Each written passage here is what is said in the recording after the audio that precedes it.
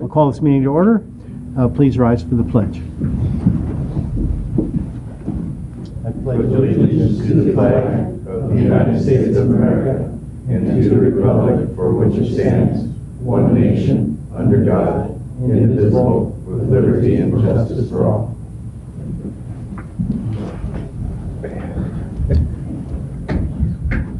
Okay. Yeah, a little bit.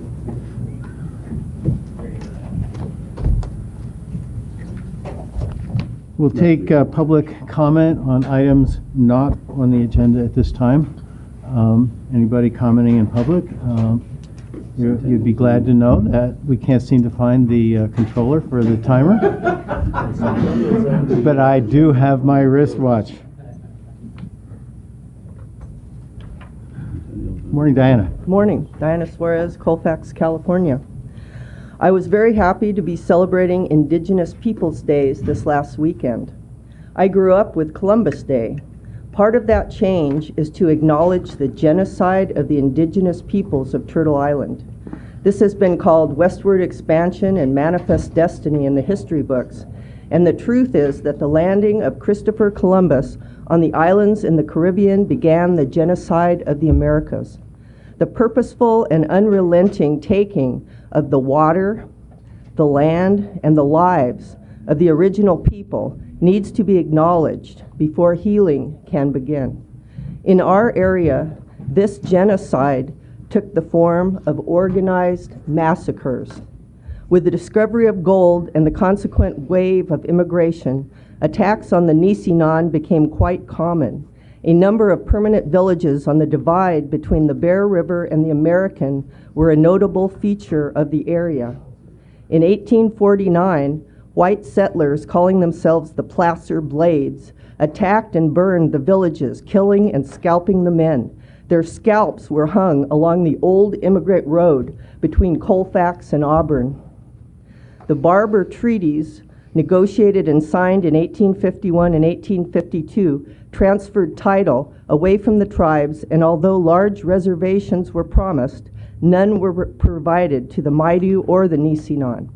The violence against the Nisenan was so extreme that the Army caused Camp Far West on the Bear River near present-day Wheatland to be established to protect the natives from the immigrants. During the summer of 1849, a small detachment of troops had been sent to Johnson's Rancho on Bear River to establish a post for the purpose of preventing conflicts between the Indians and the increasing number of settlers at the mines of the Yuba and Feather Rivers, for the purpose of putting an end to outrages that were then being committed by the whites upon the Indians of that neighborhood. The taking of the water and the land continues to this day. The proposal by the Nevada Irrigation District to place a fourth dam on our Bear River is an extension of this genocide. And the attitude of this mentality of entitlement is evidenced by the very name of this proposed dam and reservoir. NID is getting ready to celebrate their 100th birthday. They will call their new dam Centennial, their birthday gift to themselves, financed by the citizens of this county. It is important for every human being to stand up to this genocidal mentality and say, no more. It is important for every indigenous person to stand up and say, we are still here. You did not get us all. All of us together must stand up for our Bear River to keep the last public access to our river open and available to all people. All of us together must stand up and say no to the killing off of this river and the Nisenan culture dependent on it. Nem Seyu is the name of the Bear River. Tuin Seyu is another name for the Bear River. And there might be some descendants of these very people here later today. Thank you.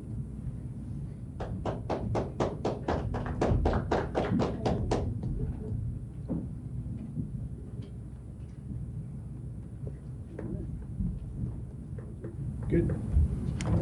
Okay. I'll give you another second. Oh, I see somebody coming. One of the things that's important is if you're interested in speaking as the other speaker sits down, please start heading towards the podium because it saves time. Okay, thank you. Hi, my name is Jane Garcia. I am a resident of Penn Valley. I am a nurse in this community for 44 years, just retired. And my creed is to do no harm. I was sworn as a nurse to take that particular philosophy. And what I see happening here is an extension of our federal government intent to do exactly that, to do harm. With the elimination of EPA, that is now a bill to be voted against, everybody. This takes a beautiful, live waterway and turns it into a dead reservoir. There are many, many dams in California, enough dams. What needs to be done, I believe, is the restoration of the watershed, the improvement, the repair of things that have gone undone over the years. With that done, I believe we will have a healthy community, a healthy society. This is money-driven. It's not people-driven. It's not for our health and it's not for our benefit. There are demands that it be paid for by taxpayer money. Our money should go to making our community whole, natural, health, the return. The people who lived here before, the native people, they understand. They kept the balance. All we're asking for as a community is the return to the balance, not the profit of a few. We need to turn this around. We need to turn this country around. It's going in the wrong direction. I believe a sane and healthy community is what will survive. Thank you.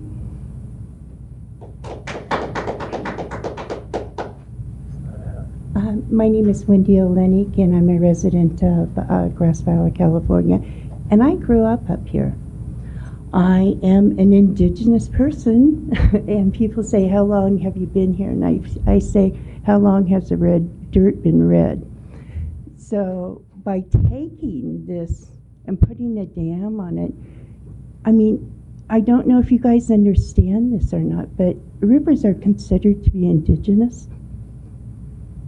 Didn't hear that. Rivers are considered to be indigenous, and Indian people believe that they're alive. And if you dam them, then you put them in prison, and then they die. The rivers will die. It will become, well, all you have to do is look at Lake Oroville and a few of the other places. And you shouldn't let this happen. You guys took my language from me, and now you're going to take this?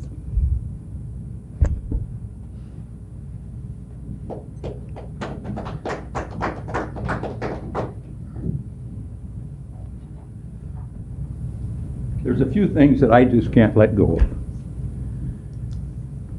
State your name. My name is Bob Wilder. I've been here all my life. And I have seen, before the Oroville Dam was built, the Feather River dried up in the summertime. I saw when the salmon could not come up the Feather River because there was no water. Since that time, that water has been controlled and the salmon population has come back and is doing pretty good, according to some of the fishermen. If we do not control this water when we have it like this last winter, the high flows and everything else, we get the flooding. I saw that in Yuba City in 1955. The Folsom Dam was supposed to take 5 years to fill and spill, and in 1959 it filled and spilled in 5 days. If it hadn't have been there, Sacramento would have been underwater.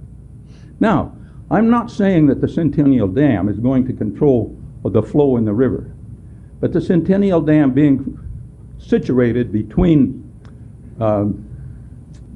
Colby and Bear River For all practical purposes, it's pretty near a dead river. There's nothing going to migrate up into it. It's going to be what is there now. I was told that if this dam was built, it would take away from agriculture. I believe that is entirely wrong. I believe it's going to help agriculture. If we have the water in storage, it can be used and will be used for public purposes, but when it comes up that there's going to be a development down by Lincoln and it's going to take all the water from the Centennial Dam, those people have been in the district since about 1928, if I remember correctly. Now, I wasn't alive in 28, but shortly after I was. But anyhow, those are the things that, yes, for every positive, there's a negative. And there is some negatives with the Centennial Dam, but I think the positives far outweigh the negatives. Thank you.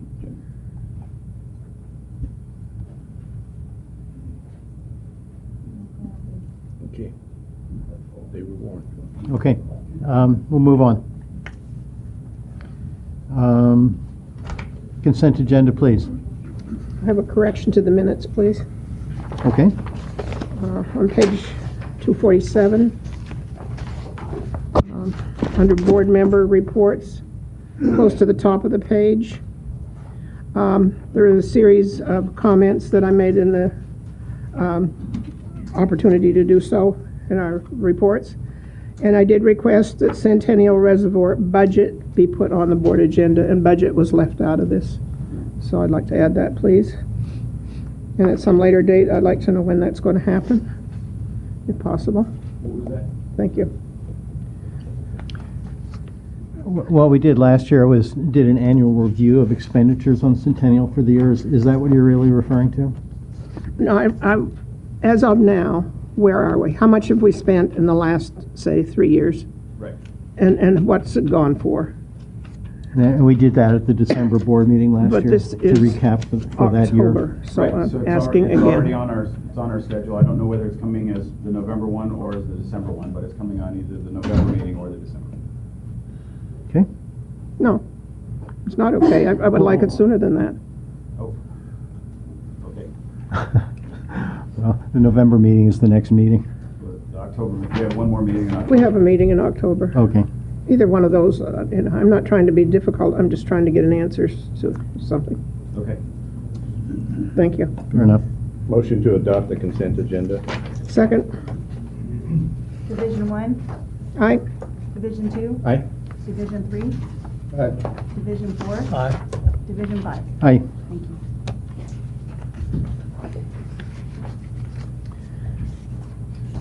Okay.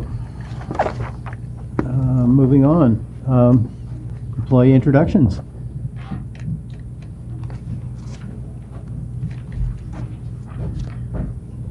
Morning, Board. Brian Powell, Maintenance Manager, NID. Here today to introduce 4 new employees to the Maintenance Department. These 4 employees, one of them is a unfilled position, and then the other 3 are positions that we're filling at this point to in order to move forward with the staffing of a crew for the South Yuba Canal, which is going to be coming up in about a year and a half. So we're preparing for that. When we take over the South Yuba Canal and getting the crew together. So we're bringing guys in now so that we can get them trained and understanding the system, and then we'll backfill with some of our older guys into the crew and then bring them up. So, I'd like to start with Grant Nunnick. Grant, come on up. And the name might sound familiar. There was a Nunnick that hung around here for a while. You know, I can't remember who he was, but this is Tim is Grant's uncle, and so Grant was born and raised in Grass Valley. He's worked at Friar Tuck's for the past 6 years as a bartender. He came and temp for us for a year up at Hydro. And over a year in Hydro, and got stellar recommendations from those guys. And actually, is Kean here? No, not here. Oh, that's too bad. Kean's been notorious for taking guys from maintenance. Now I'm able to take a good guy from Hydro. So it's a little retribution, but no, we're glad to have Grant on. He backpacks up in the high country. He's run 4 or 5 marathons. 4 marathons, and we're really looking forward to having him on. So welcome to the district. Thank you very much. All right, thanks. Next, I have Chris Glass. Chris, come on up. Chris was born and raised in Grass Valley. He graduated from Bethany Springs Charter, which then became Charter College Prep School.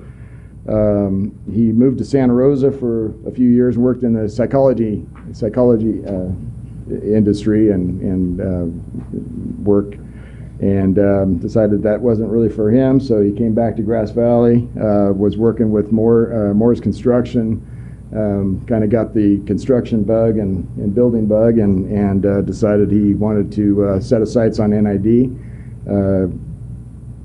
Chris has temp for us 3 different times in the spray crew, and has done just excellent work and a great job for us.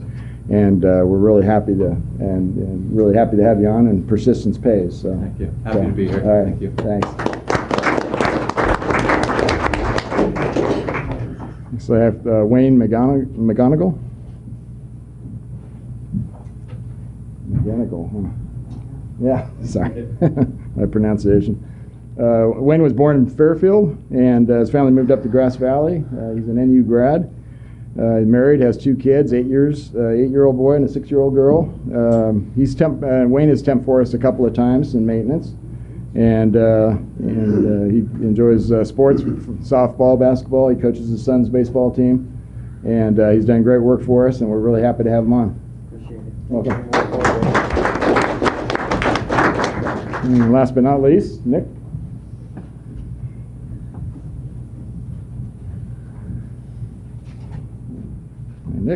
Nick Russo. Nick was born in the Bay Area and moved up to Grass Valley as a kid. He graduated from NU Tech, and that's kind of the ROP program for NU. And he went to school and worked his way through high school. Nick served 4 years in the Army up outside of Tacoma, Washington, and now he's enjoying the sun now. So after his enlistment, he moved back. He and his wife moved back to Grass Valley and Nevada County. Nick has temped for us a couple of times in the operations department and the flushing crew. He enjoys hunting and fishing and ATVing up in the mountains, and we're really happy to have him on. So welcome. So just kind of goes to show, guys come in and work as temps for us, and we get an idea of how well they work, their work ethic, and it really helps out, and we're happy to bring these guys on. So thank you. Thank you, Brian. Thank you.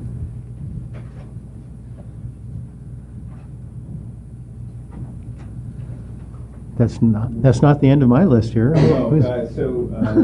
Ms. Schwartz will be introduced at a later date, as our board secretary is currently not here. She's out. Okay. Good morning, board. I'm Marvin, the finance manager, one public and staff. We're here to introduce Miss Miranda Gadir. I'm not sure if I ever said her last name. Let's say that right there. Okay, this is Miss Gadir. Miranda is graduate from Bear River High School, and she wants to do something in the medical field when she grew up. So I'm not sure if this classifies, but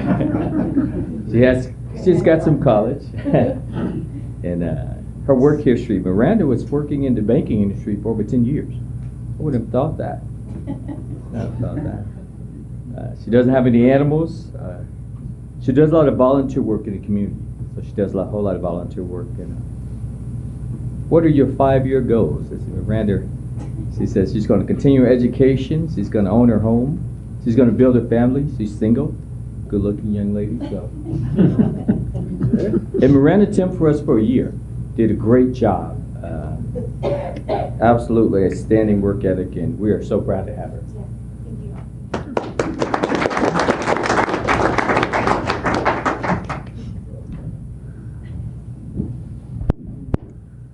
Board, public and staff. I'm Greg Jones, the Assistant General Manager.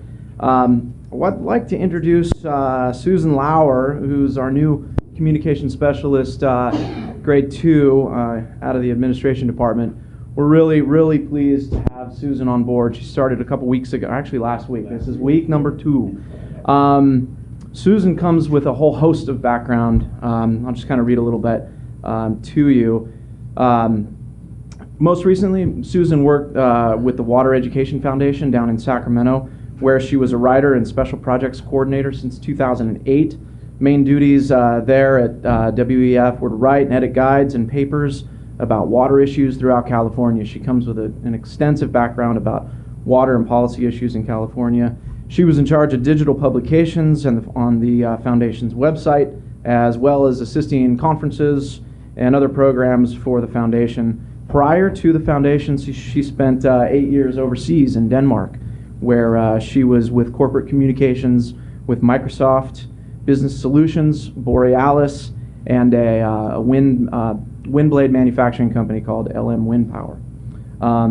Susan began her career here in Grass Valley, so she's kind of worked her way back here to her roots, where she was the government and education writer for the Union newspaper from 92 to 97. She's with the district second week.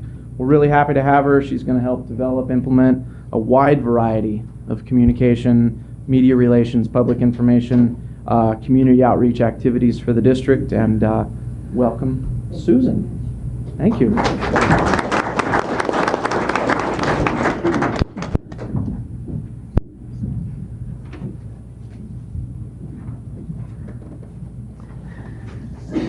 Okay.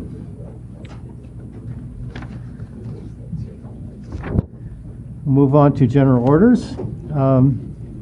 Item number 5, board policy related to attendance and punctuality. Good morning, board.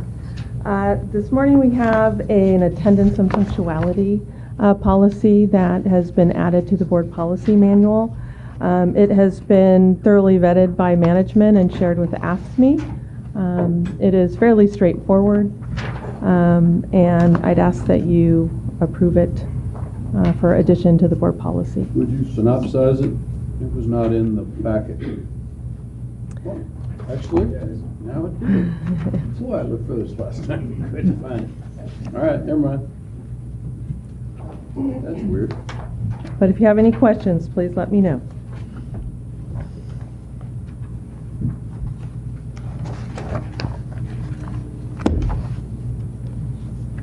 Were there issues that this was meant to address? Yes.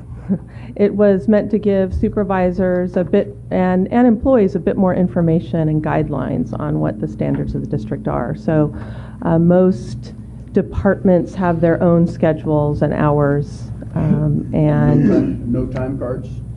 We don't do time cards? we do have time cards. Yes, people do fill out timesheets. Absolutely. Oh, but not a stamped one? There's no stamp. So there was an honor system? Generally, and supervisors, depending on the size of the team, are, monitoring their team as necessary. So the policy grew out of, number one, there was not one in existence, but last year, right around when I started, there was a request by the supervisors to the district to actually develop one. So we have developed it. I haven't been on APC, so I just, yeah. What about just an electronic card reader? So we're rapidly moving towards electric timesheets. Okay. Yes, but generally, I mean, if you've reviewed the policy, it's fairly clear. It gives employees guidance and supervisors the guidance and or I would call the discretion to apply it. And really, in the end, if there seems to be an issue, which I think is very rare here at the district, the direction is to come to me and the department manager to address any issues that do occur. Motion to adopt resolution 2017-29. Division 1. Second. I will as a second. Sorry. Division 1. Aye. Division 2. Aye. Division 3. Aye. Division 4. Aye. Division 5. Aye. Mr. President, just to make sure, any public comment on this item? Oh, thanks. Yeah. Okay. Thank you. Being none, we'll move on to item number 6. Is this a giant squirt gun that you're purchasing, Brian? Giant vacuum cleaner. That's a better way.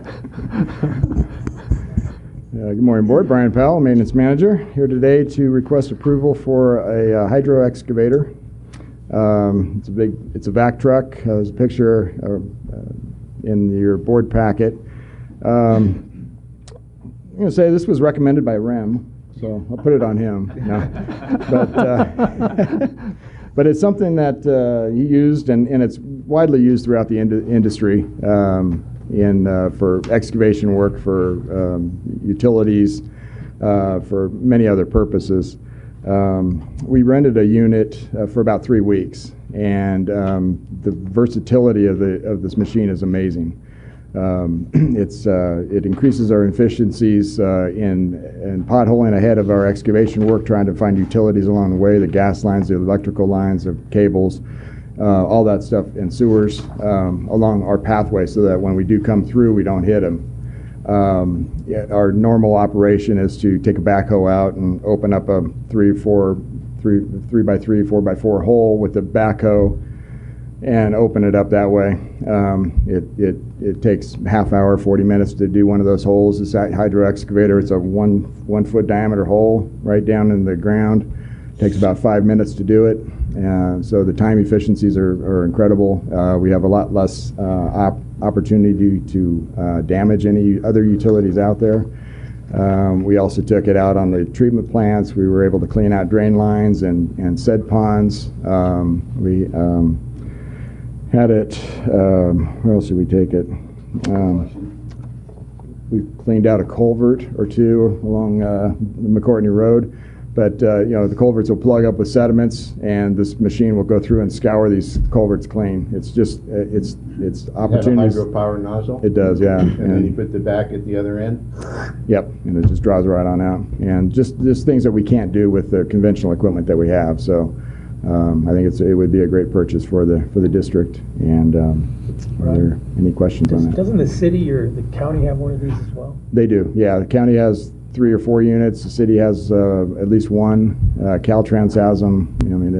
It's a widely used machine around. Yeah. It is expensive, but it also our time efficiency is enhanced greatly. So. Operators have to wear ear and eye protection at all times. Absolutely. PPEs. Oh, Nancy? What equipment purchases did you postpone to be able to transfer the money for this? We postponed a smooth drum roller. It was about $50,000. A backhoe for the construction crew. We are changing our philosophy a little bit in the shop. We are going to start repairing these equipment and keeping them longer. We have a heavy equipment mechanic now that does a great job on this heavy equipment. And so we're going to extend the life of this heavy equipment now, and so we were able to postpone a couple of these purchases with that change in philosophy also. Another one was we had some savings on the dump truck. We had some savings on a couple of the capital projects, the Lake Wildwood tank painting project. We had about $100,000 in savings, and then we also realized some savings on fuel prices this year, and so we were able to pull some money out of the fuel budget to pay for all this. So you think that, so you think it's ready for immediate use then? We could use it yesterday, yeah. So it's going to take 4 to 6 months to get it though. So. Oh, really? Yeah. Do you have to pay, put a deposit down and then pay, or do you have to pay it up front? No, we just put the order in, and then they start to build it. We put a PO, purchase order, together, and then that's our guarantee that we're going to buy the equipment. Mm-hmm. So cash is actually dispersed when the unit is received. Exactly. Yeah. And once a PO is created, the monies that are attached to that PO then will transfer to next year's budget, or will carry over to next year, and so they're already encumbered, and we'll carry across. Yeah.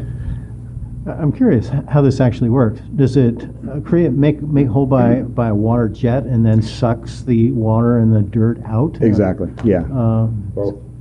Yeah. So it is kind of like a big water pistol. but it's a water pistol that vacuums up the water after it's squirted it. Exactly, yeah. So there's a high-pressure nozzle that goes down and disturbs the dirt and stirs it all up, and then the vacuum will suck it up and then puts it into a 1,200-gallon storage tank in the back. And then what happens when you encounter rock? We sucked up 6-inch rocks before, and so it just draws it right up. The vacuum on it is remarkable. So,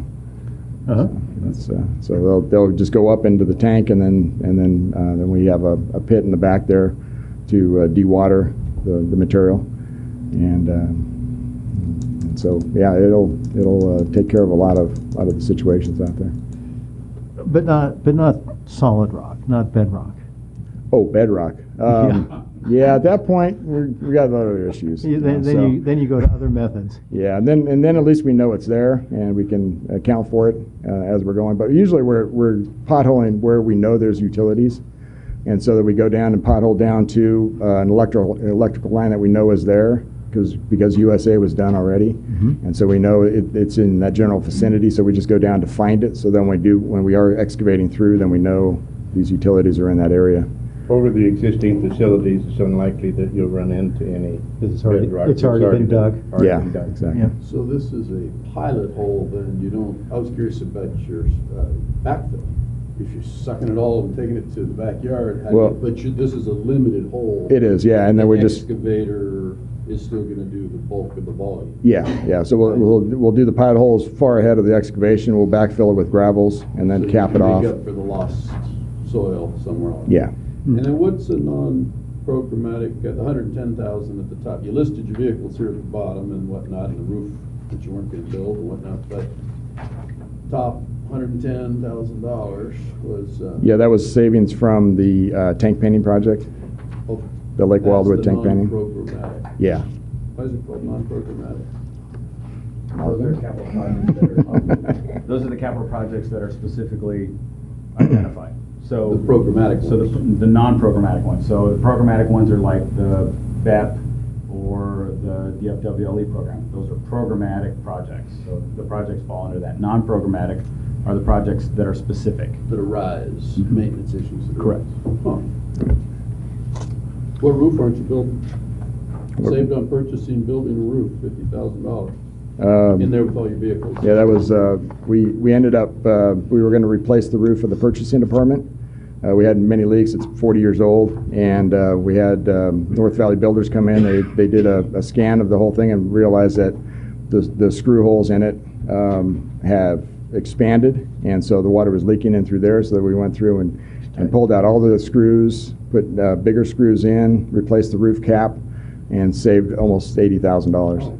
So it was a worthwhile venture to have them come take a look at things. So.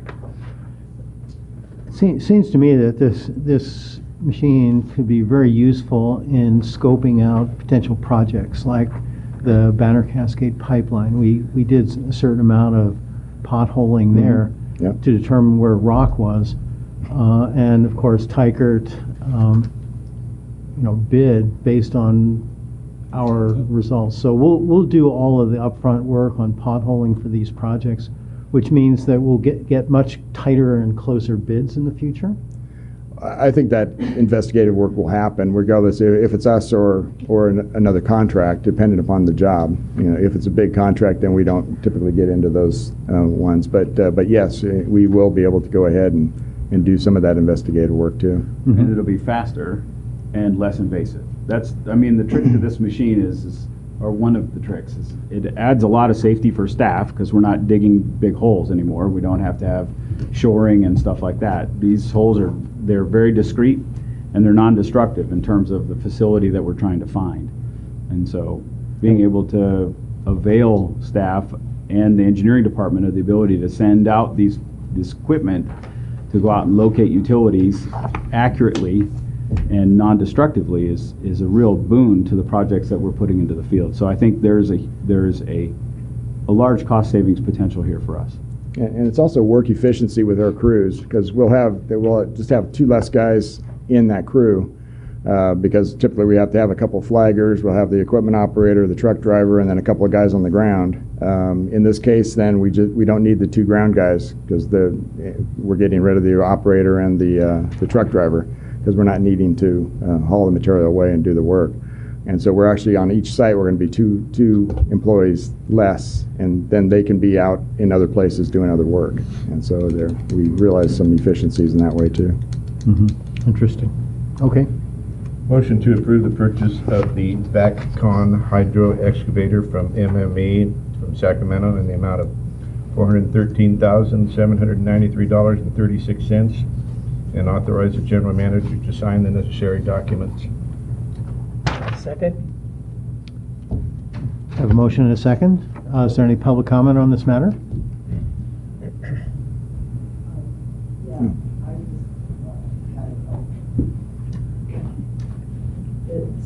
It sounds like a really good. Please state your name. for the Diana record. Suarez, Colfax. It sounds like a really good piece of equipment and a really good application of technology. I was just struck this morning. I was walking back and forth out here, and I saw the big old monitor out in front here. And when you said that, I just thought of that monitor where it all started taking down the mountains. But I'm glad that you're refining that kind of technology into something that's actually helping instead of destroying. Any other public comment? Roll call, please. Division 1. Aye. Division 2. Aye. Division 3. Aye. Division 4. Aye. Division 5. Aye. Okay, thank you, board. Yep, thanks. I think you're next, Brian. I'm not leaving. Next item is asphalt, final asphalt patch for the Penn Valley pipeline replacement phases 1 and 2. Our crews have been diligently working this spring, summer, and fall, replacing the deteriorating pipeline and undersized pipeline out in the Penn Valley area. We were able to take care of about 8,000 linear feet of pipeline this year on Penn Valley Drive, Easy Street, and Siesta, and been doing a great job. The guys have been rolling along, and we used this hydro excavator actually out there in this area because we had sewer lines on both sides. We had gas line on one side. We were squeezed right in between them, and so it proved itself worthy at that point. So they were sending out a demo unit, or you were borrowing it from the? Rented one. Well, we did demo. Rented one. Yeah, we did demo a couple, and then we did rent one also. So They build them on demand, so there's not that many yeah, of them. exactly. And so this item is to put the final asphalt cap on the trench over the top of the new pipe. It was went out to bid. We put it out to 5 local contractors, and we received 3 bids back. Simpson & Simpson was the low bid at $138,180. The next bid was about $143,000, so we had a nice tight bid in there. So I always like to see that when they come in that close. This will finish off phases 1 and 2 for this year. We will be coming back and taking care of Devonshire next year to replace the pipe out there. It's another probably 2,000 feet, and then the lower Penn Valley area will be upgraded, and new hydrants and new pipeline, new fire protection, and upgraded fire protection. So we'll be in good shape. Yes. Could you explain dry barrel fire hydrants, please?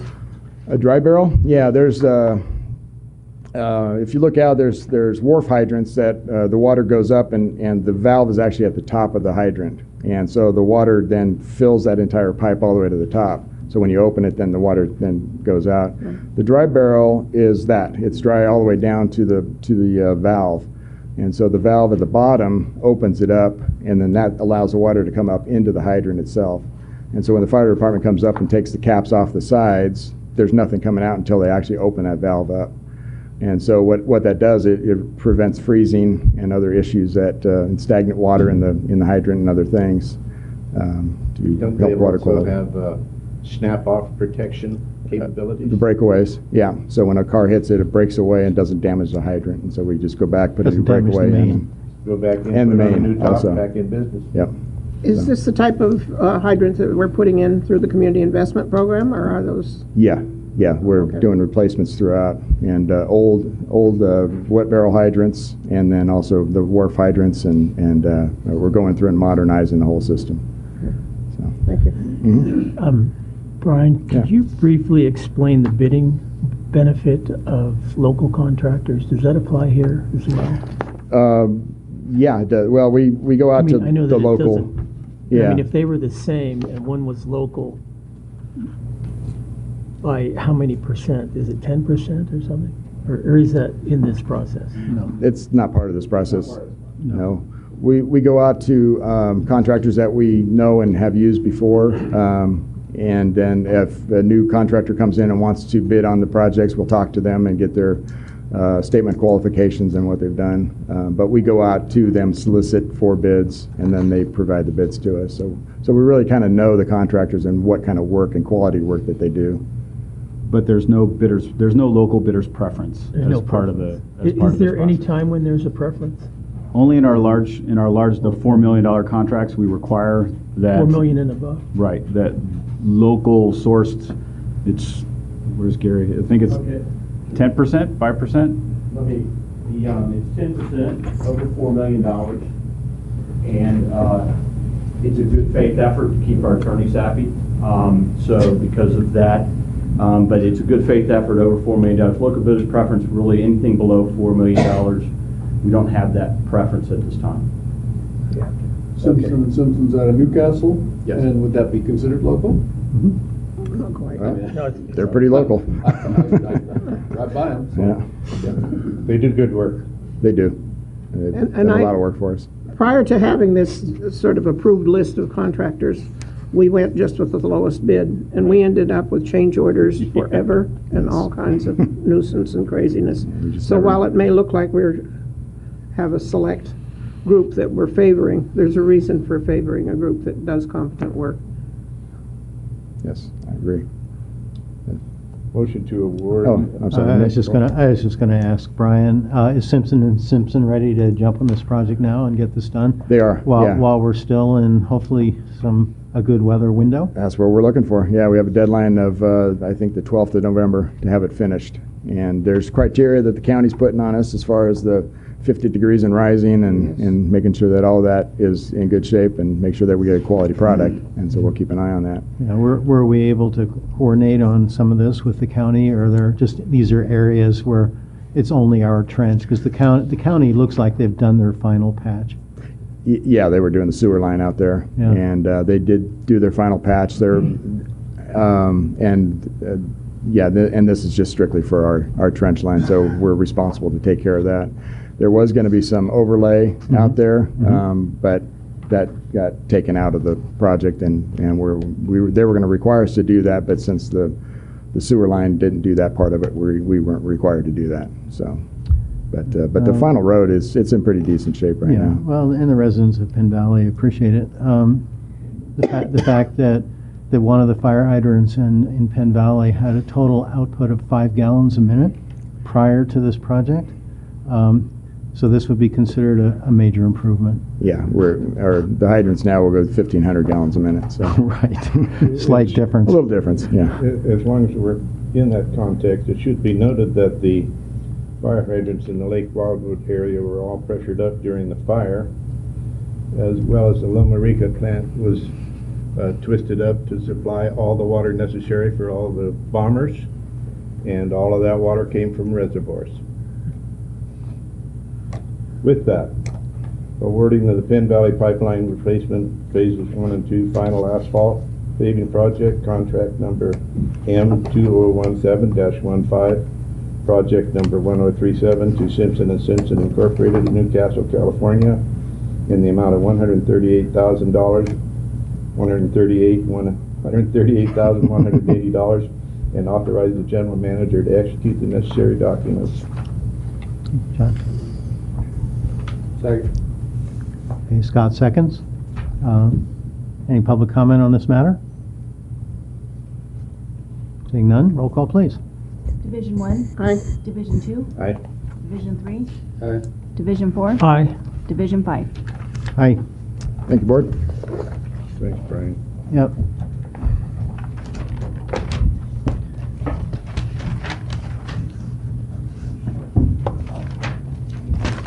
Yep, and they're up.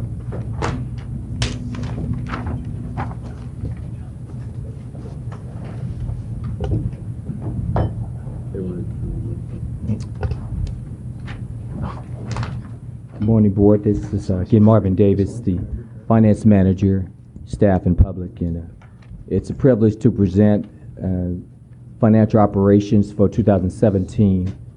We will start with the efficiency report, the product of staff, internal controls, diligence to try and save money. We will also look at the short and long-term cash forecast, look at the assumptions, many assumptions in the report. We believe they're realistic. We will look at the water rate analysis.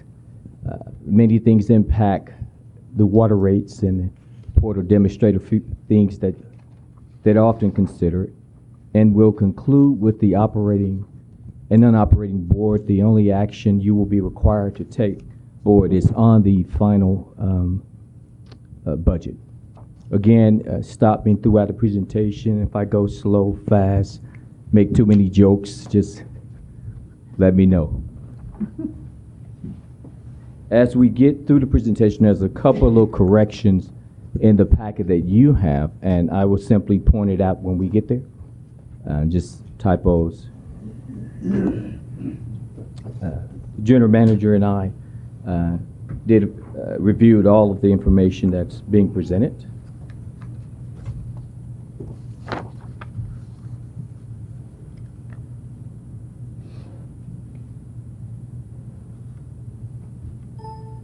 Okay, so the first efficiencies that were gained were through the finance, HR, and administration departments.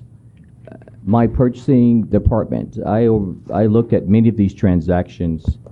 Some of them were pretty savvy. Going through all of the 31 transactions we looked at, we saved about $61,000 throughout the year. These are just on distinct transactions. IT department did a good job on renewals, did a good job on live streaming, bringing that in-house as opposed to outside the house. Staff did a good job advertising for positions as opposed to just contracting out.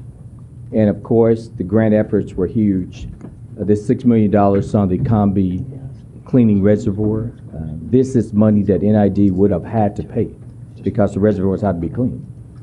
One of the big savings, yes. The live streaming, wasn't the cost going to be more than that? Or was it? Yes, this is the differential cost. Oh, okay. So we do have a cost internally, and then their cost, and this is the differential. Versus the one they do at the county, or whatever the name was in the packet there. Yes, the Granicus. So this is as Yes, opposed to the Granicus. exactly. That's just the initial setup, right? This, exactly, this is the initial setup and first year cost. Oh. There would have continually been a differential if we had have went with them. And so you're absolutely correct. Thank you. Now, under the GIS software, the one above that, Mhm. are we off of pentamidation now? Not yet. Not yet. We're getting there. They're still killing us. We're getting there. They're still killing us. We still pay that $60,000 a year, but we're gonna get them more than I though. was Yeah. yeah. Oh. Okay. All right. I actually look We're at moving the. away from it. We are. So how did we realize this savings? We're actively soliciting. How did we realize this savings? This is the savings on the GIS software, not the accounting package. Yes. The acronym, I'm not. Yeah, Yes. GIS is different than Penn. Yes, the Yeah. geographical. For Intimation. not knowing what I was, yeah, the GIS, but. Probably should have spelled But it we are out. moving away, but it hasn't happened, so maybe next year we'll show a. We will see it next year. We're going to see it. Ram has assured me that the For how ERP long, The Nance? ERP is going our out. priority for us. How long we were working on that one, Nance? 15 Yeah, plus years. 15. Yeah. I'm looking to see if it's in the budget. I'll wait till we get to budget. It definitely is in the budget. It'll be a multi-year project. We'll probably run parallel systems for over a year as we're migrating data. Yeah, that's It's a big project, but Hard to unravel it all. exactly. Make sure we do it right. We actually saved quite a bit on our workers' compensation premiums. Our experience mod went from 93% to 78%, and that's the reduction in premiums that we experienced from 2016 to 17. Quite a big savings attributed to the safety program, and a lot of things rolled up in there. Engineering was able to save some on using staff time as opposed to consultants.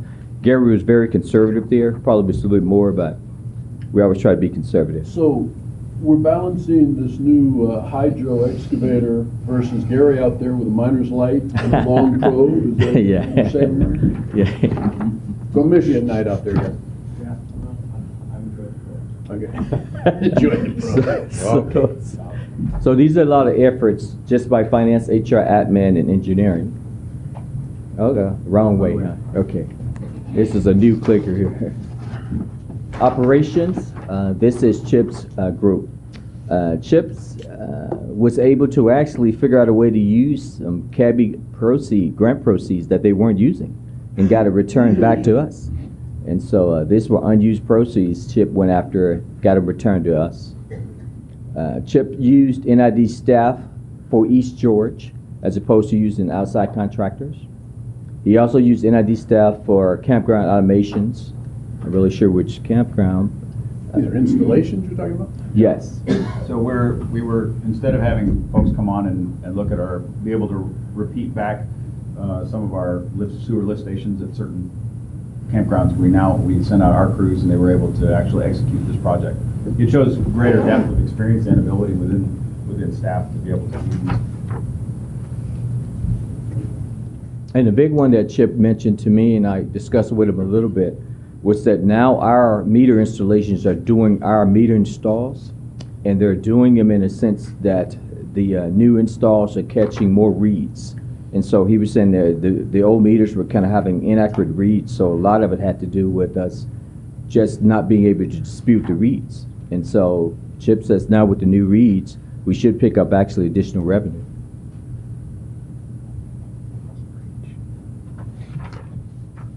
Maintenance, Brian's crew kicked in quite a bit,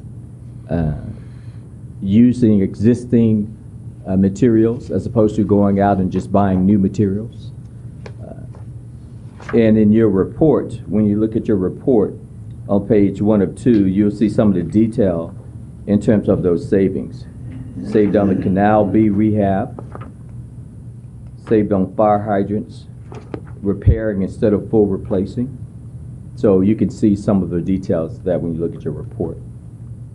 The other one Brian saved on was on new equipment repairs versus just outsourcing. And so he was able to save on truck repairs, Foster and Sons, as opposed to using Foster and Sons. They probably do good work, but Brian said we can get it done sometime. You know, so Brian, and whenever they can do it in-house, he does it. Outside contractors, he gave me a number of savings to equate to that $86,000. Culverts, fuel master units, tom-tom installations, steel building, landscaping in-house, quite a bit of things, you know, to accumulate that saving. And a big one was that he used NID staff on the Penn Valley pipe replacement. So overall, I think it's a testimony to our department managers looking to save money when they can. Hydro, this is Keen's group. They kicked in a little bit on the lighting repairs. Also kicked in with monitoring species at the Bowman Breaker. I think these were little invasive species. Those are the mussels, I think. I'm not really sure. I think it could be Chicago Park. Some of the staff, he used in-house staff for that as well. So you'll see the big savings is that us having the technology and us having the trained staff inside to be able to do those things as opposed to sending it out. Because the work's got to be done. What's the CCVT stand for? CCV2. Video, maybe it's supposed to be CCTV, I think so. Okay. Yeah, it probably should be CCTV. Right. I didn't make it up though. Okay. And then Monica's team, recreation, using surplus trucks as opposed to just buying them, using in-house staff as opposed to outside fire crew.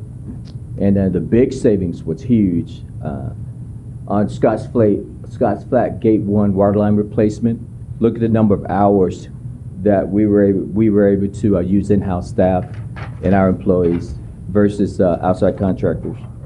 And we were pretty conservative with the amount of rate that we would pay outside contractors when we compare it to ours. Marvin, that's Washington Ridge Fire Crew, not Washington, right? Oh, okay. That's Monica's fault there. Okay. Oh, Monica. No, I probably typed the As long as it gets corrected. typo there. Monica's The always typo right. there. That's $1. I'll pay $1 for Monica there. Yes, dear. $100. Okay, we got the grand total of savings and efficiencies, and this is real money that NID would have had to pay, as opposed to if not doing the things, going after the grants, going after the savings. So it is a real dollar, it's not just fictitious.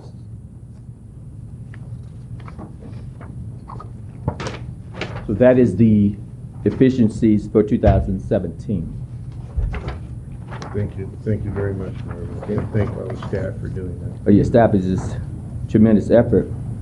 So I have a question for the general manager, or Yes, sir. Penn, but he's not here. Monitoring, Marvin alluded to quagga or zebra mussels. Have we found any? And is that what we're monitoring for? I don't know specifically. It was That- on the monitoring for invasive species. So have we? We have Good, none. we have not, okay. Okay. And where is that monitoring taking place?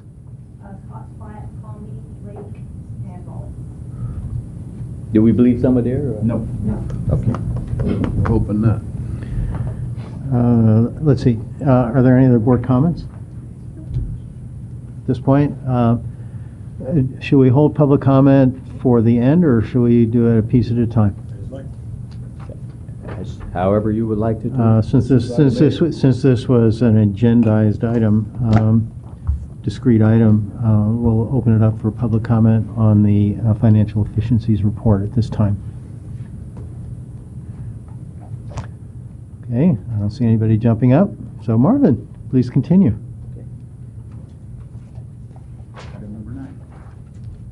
Okay, we will move into the forecast for the short and long-term forecast of cash.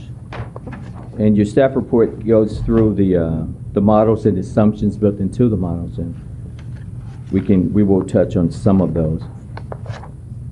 There is a small correction on page 2 of the staff report. The operating cash ranges from 4.15 to 5.13, so that's just a small correction there. Okay, so we will start with the short-term forecast. The short-term forecast demonstrates consistency with the budget policy 3040, and that policy requires us to ensure that we will have adequate short-term cash to meet the budget for the upcoming year. To the right of the forecast, you see the reconciliation from the cash forecast to the budget. To the right, you see the budget is coming in at a negative $7.9 million. And the forecast itself shows you throughout the year that the district will have adequate liquid cash of no less than $10 million. That will be accomplished through approximately around September. We will liquidate approximately $6 million from our long-term forecast, from our long-term portfolio, if we don't have any calls. If we have calls next year, we may not have to liquidate it all, but if we don't, we will do. But the forecast considers all of the outs and ins, as well as the drawdown of the 2016 cash, which is $10 million to the right, and that's anticipated as we continue with that project. So the short-term forecast demonstrates that NID is in a good position to meet the next year's spending.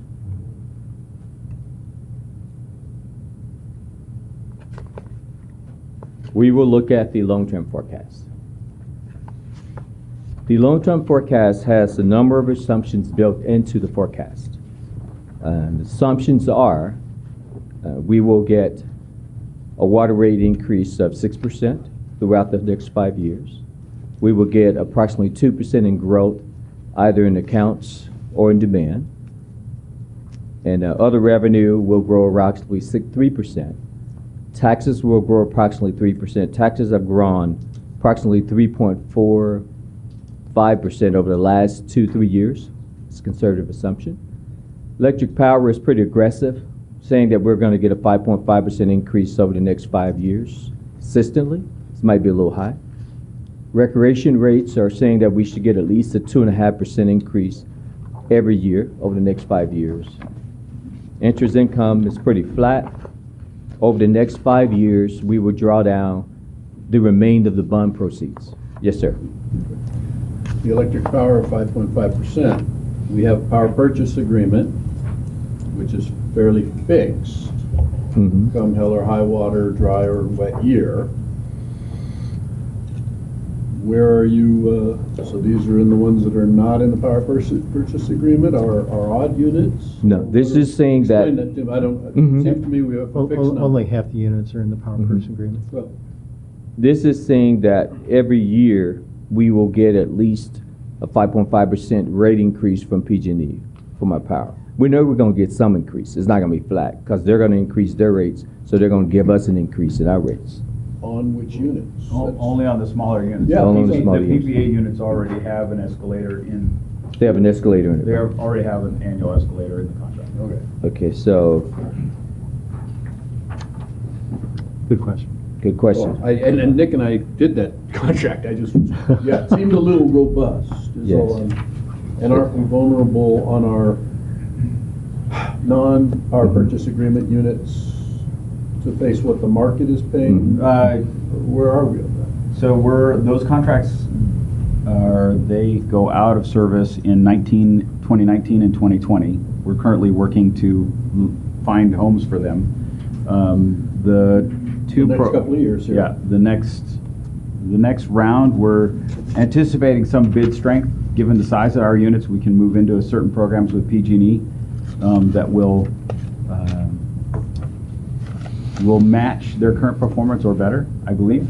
We're also exploring working with PCWA as part of the Deer Creek project to maybe use them to market our power, and they're very aggressive. So I think this is conservative. Okay. Yes, sir. No, and hydro continues to be a golden goose. I just. Oh, yeah. Well, the other Seemed thing robust. is There were the- once we see what the solar tariff, what happens with the new solar tariff, the market may open up for more. Yeah, so solar's not going to see the benefits it has in years past, which is going to mean that hydroelectric energy is in more demand. Solar's going to lose its subsidy when you say tariff. So They've been subsidized. They have been They've already subsidized, lost but their the way subsidy. PG&E is going to start paying them for their solar or how they pay in their market is going to change. So they're going to have, what's going to happen is the winter months are going to encroach on the summer. So the amount of money that solar is being paid is going to go way down. Okay. And then they're shifting the hours of delivery so that solar is less economic, and then higher powers during the evening and night. So your solar system is going to get charged more and earn less in the coming months and years. Which will enhance hydros. Our Yes. investment in hydro that we've been pursuing. Right, because we can generate at night. Including the Centennial. Yes, at some point. I understand. Yes, sir. Well, Centennial Reservoir and Power. Someday. I think it's cute when Mike says that. I think it's worth pointing out that our generating units are in sort of two buckets. There's the ones, and this is what Scott was alluding to. There are the big units that are all under power purchase agreement, and those units are pretty much shielded against hydrologic risk. Whereas the smaller units have individual power purchase agreements that run till 2019, 2020, and those units obviously make more money when it's raining. We convert that excess flow into dollars, and so it's a complex mix that we have. Do you agree? Mm-hmm. And our power purchase agreement goes for 20 years? Yes. The big units, but not the Right. small No, the one units. you and I worked on. Yep. Yeah. Correct. 20 years. So these other ones are coming up very soon. Right. So, just so the public understands this, the bigger units, Chicago Park, Dutch Flat, The whole drum. Rollins, those units we're paid whether it rains or shines, and we're paid on an average production basis, regardless of what we actually produce. And We're paid on availability. on availability. So our responsibility is to make those units available. It's PG&E takes the risk on whether or not it rains and whether or not there's water to go through those units. And it's actually a very favorable agreement for us. And it guarantees us an income of $20 million. Yeah, $22 million a year, regardless of whether those units actually spin. So it's not a bad deal. As long as we're not down, and then we get penalized. Is how they, yeah. Right. So just so folks understand that. And then let's talk about how much the equipment that we inherited from PG&E has cost us. So. Well, there is a reserve discussion on that may address that as well, further in the discussion. Yeah, that's, to me, another topic, but I think it's important for people to know that we did not get 20 million outright, and that the costs of replacing a lot of the equipment at PG&E left us with has been far more than I would ever have anticipated. Not that I'm an expert, but in terms of what I hear from staff, there were quite a few deferred maintenance, perhaps, or not updated pieces of equipment. So our net on that would be ballpark, Yeah, sir? so so out of a lot, we're spending roughly $13 to $15 million annually to maintain the system in its current configuration. And it's a very different, it's a different operational mentality that we're shifting from. PG&E, their goal is to run the unit or run whatever it is, their asset, to zero, because they make money on the capitalization. So they're always trying to run the system to ground. We're a utility that functions on sustainability and reliability, so we always want to keep our units at their top operating condition. So we're trying to bring all of these units into this new world order, and it's a struggle.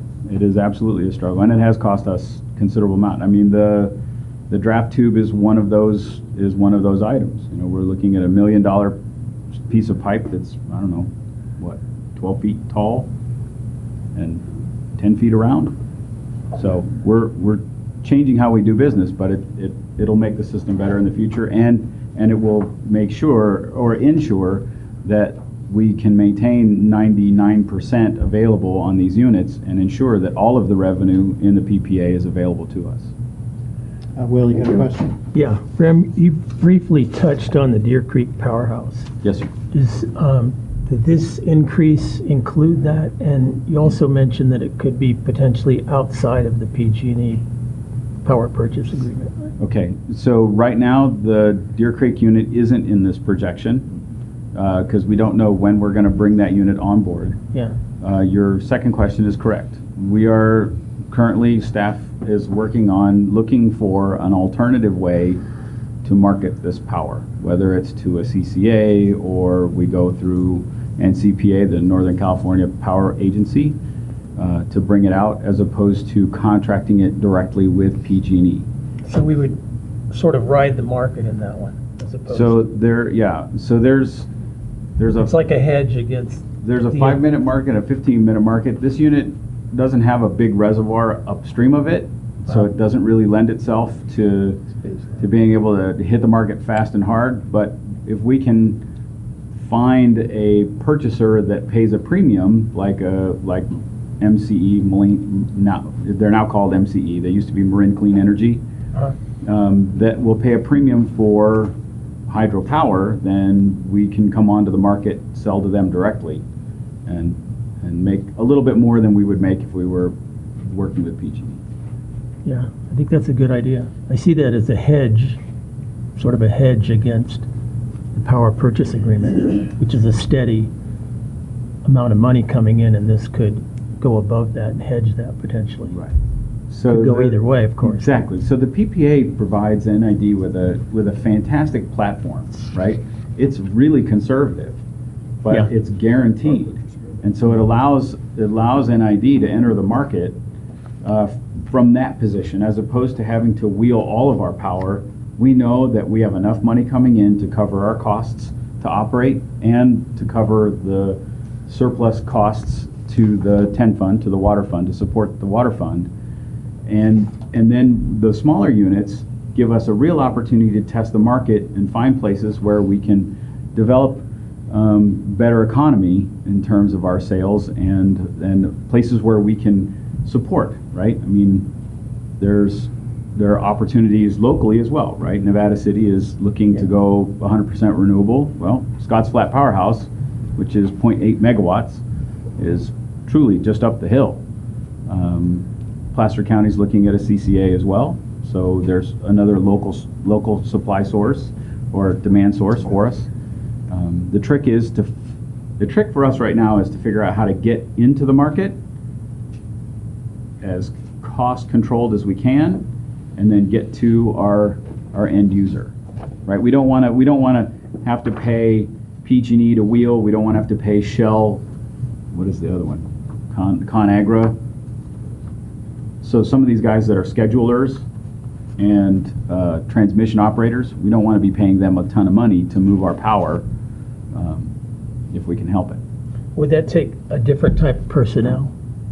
A new person to do that? So yes, at some point. Right now, I think the thing is NID is so small in terms of our megawatts that we don't have the economy of scale necessary to spin up something like PCWA. They have 2 people. They have 3. They're about to have 4.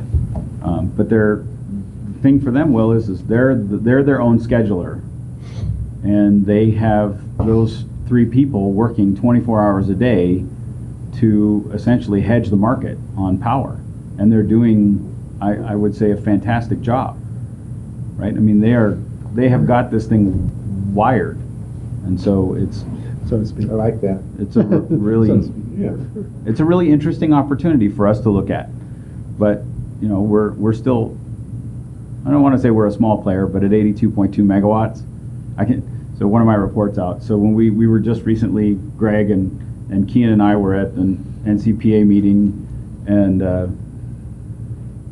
it's interesting when people come up to you and they say, hey, so Nevada Irrigation District, what are you guys all about? And I'm, oh yeah, we have 7 powerhouses, you know, we're running, and everything's great until you say, well, we generate 82.2 megawatts. And then they're like, that's really nice, you know, talk to us later, you know, once you become a big kid, right? But so we just have to, we have to move like a feeder fish, you know, follow the big guys, see where they're going to hit, see where there's economy for us, and if there's a chink for us to move into the market, we should use it. And I think that the fact that we're an irrigation district really gives us strong opportunity, because we can buy and sell power in the state of California like any other electric utility. Okay, thanks, Rob. Yeah. Marvin, please continue. Okay. The revenue assumptions, and now we will look at the, these are the expense assumptions. And these assumptions anticipate an annual COLA. They anticipate an average merit, steady growth of O&M, medical % increase over 5 years. The PERS increase is pretty systematic with the reports we're getting out of PERS.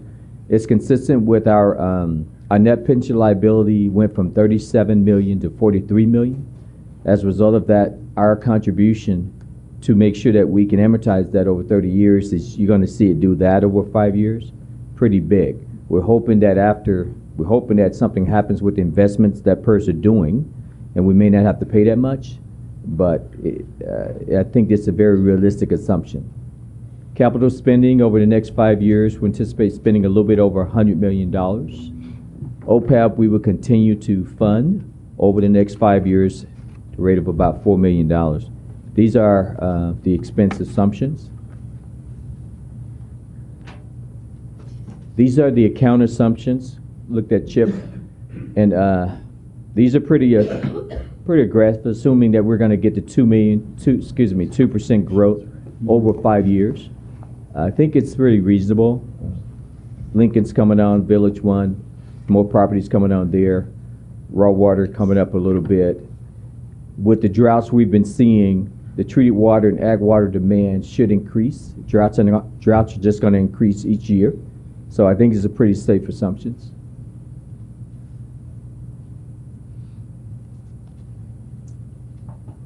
This model here just simply looks what happened there. This model here is consistent with your page. If you turn to your 5-year forecast and you turn to page 3 of 12. So these numbers will make this model will make a little sense if you look at the numbers alongside of it. So on page 3 of 12, excuse me, 3 of 13, 3 of 13. And the bottom line to all of the assumptions that we kind of ran through is the yellow bar at the bottom. The yellow bar at the bottom that says that this year water will be a negative 8.9. That's consistent with your budget. Run through all the assumptions, and then after 5 years, water will almost be breaking even, still be a little like 2 million. Obviously, if we assume a bigger rate increase, that will come down to 0. And so I think it's a pretty good assumption. We're going to actually go out for a water rate study in 2018, as well as a new capacity study. I suspect it'll be close to what you're looking at here if he comes in with 6%, unless he's playing with the assumptions. But I think it's a very good model.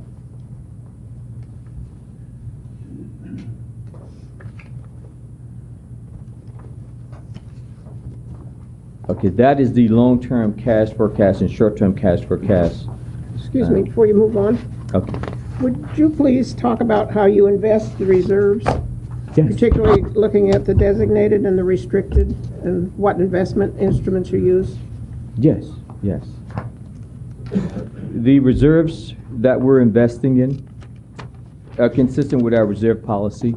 Mostly we invest in agency reserves.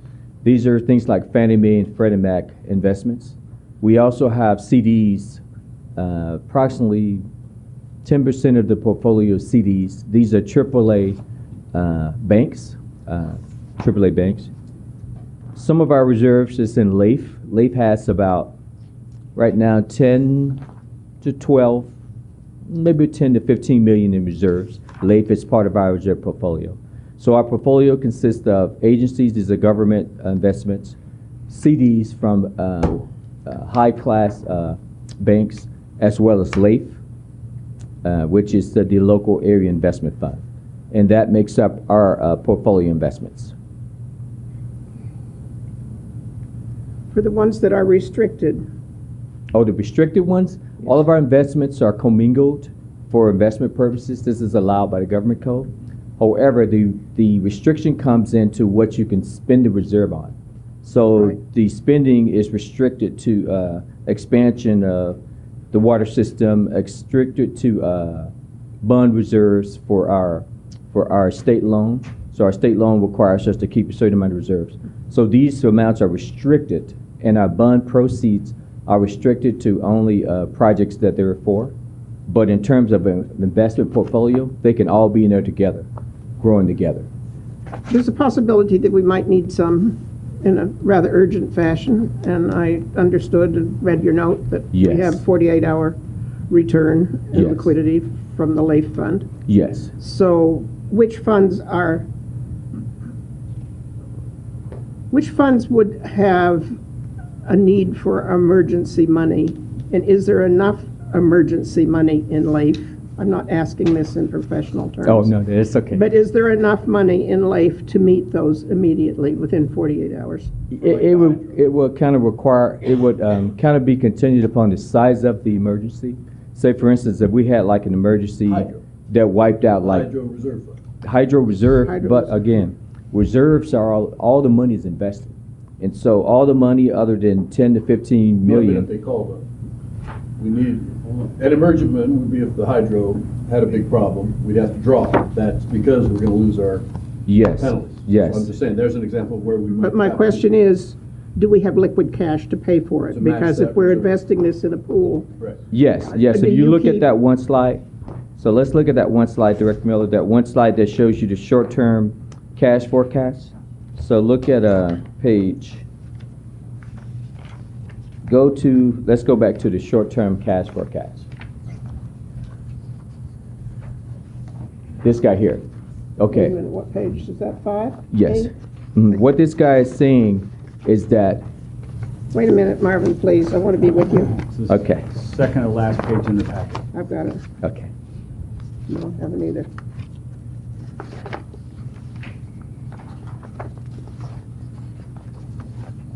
And you said high Okay. class, Wells Fargo is not high class have it. anymore. They may be rated AAA, but Yeah. they're pretty low class what they've been doing. I heard that.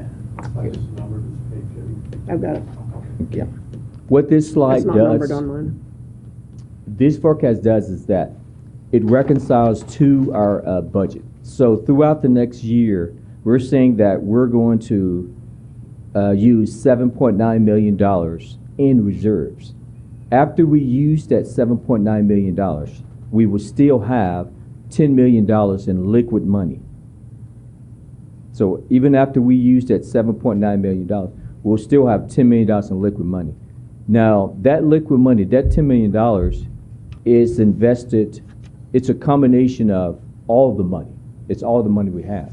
However, if we have an emergency that requires more than that $10 million, we would have to sell something long-term.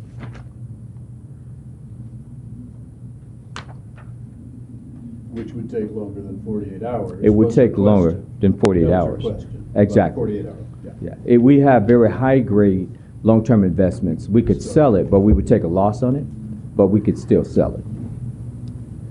So I'm still have some unanswered questions. In August, I asked for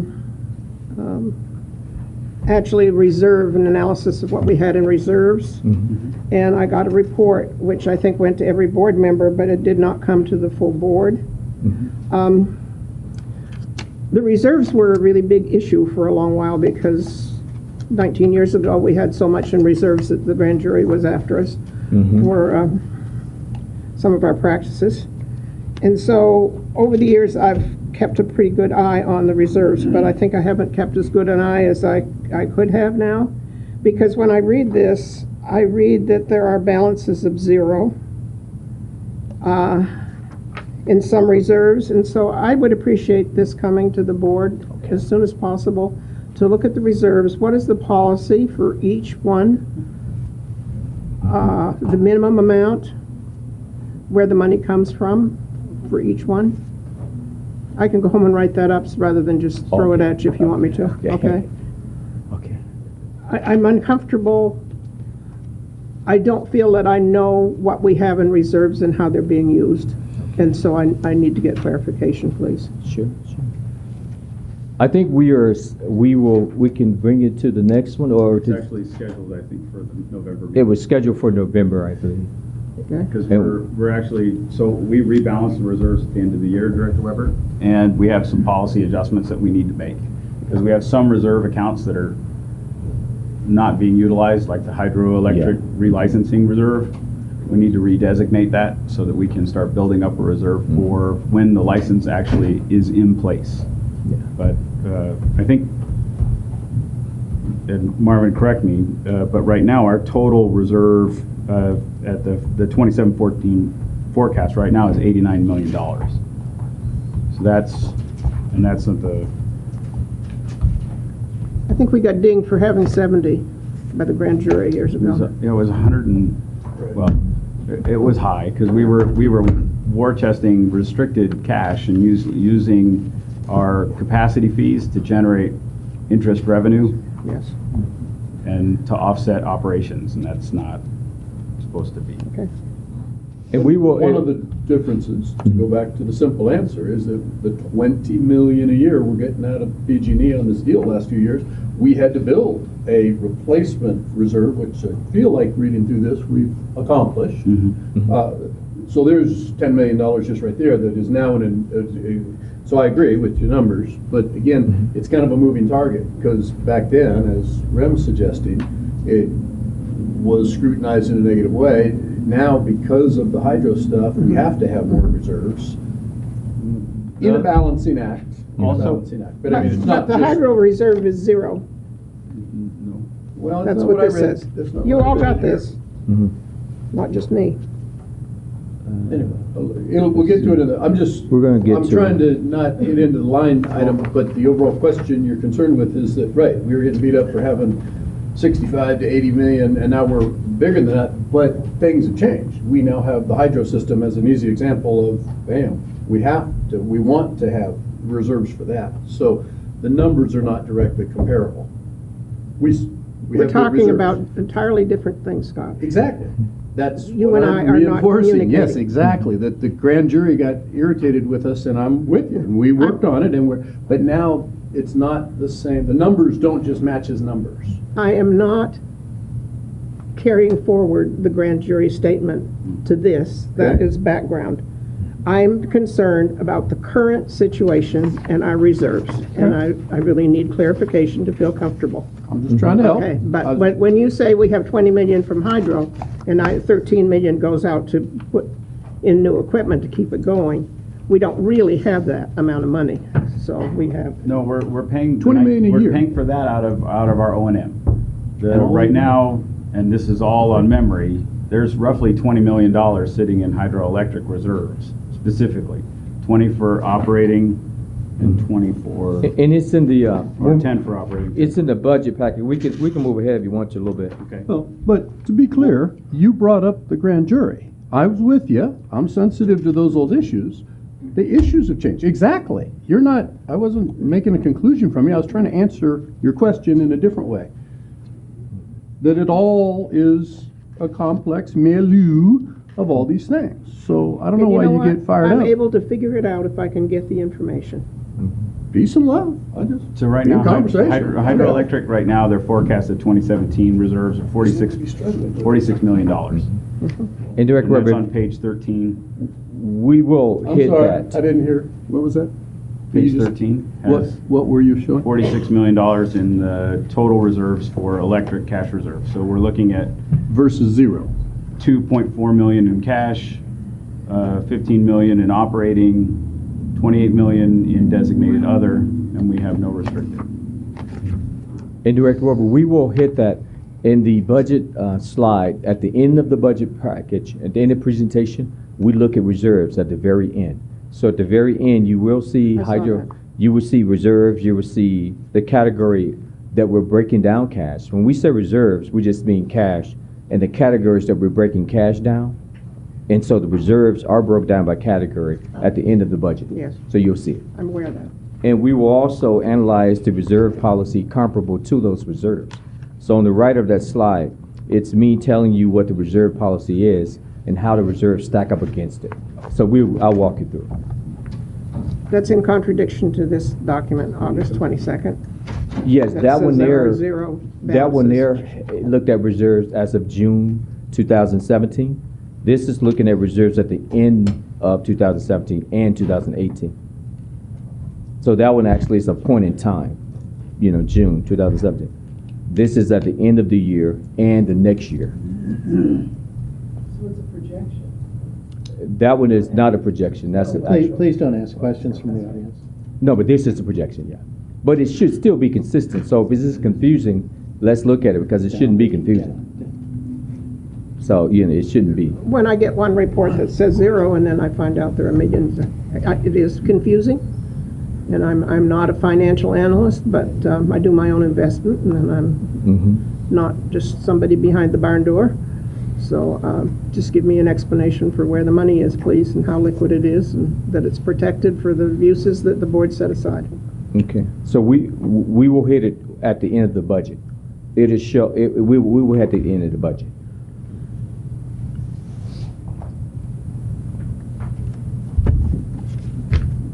Now, this was the long term. We reviewed that, and we looked at that slide, water requirements. I think we finished that. Didn't we finish that? Okay. No. Did we finish that one then? I think we were saying that if all of those consumptions hold true, we will still be like 2 million less in our water rate requirement. So that was on page, in your long-term forecast, that was on page 3 of 13. So on page 3 of 13, if all of those assumptions hold true, at the end of 5 years, we would still, be like 2 million less in our water rates.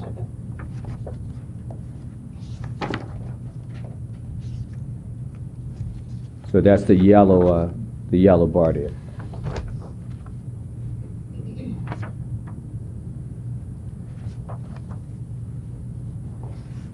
So this is the water rate analysis.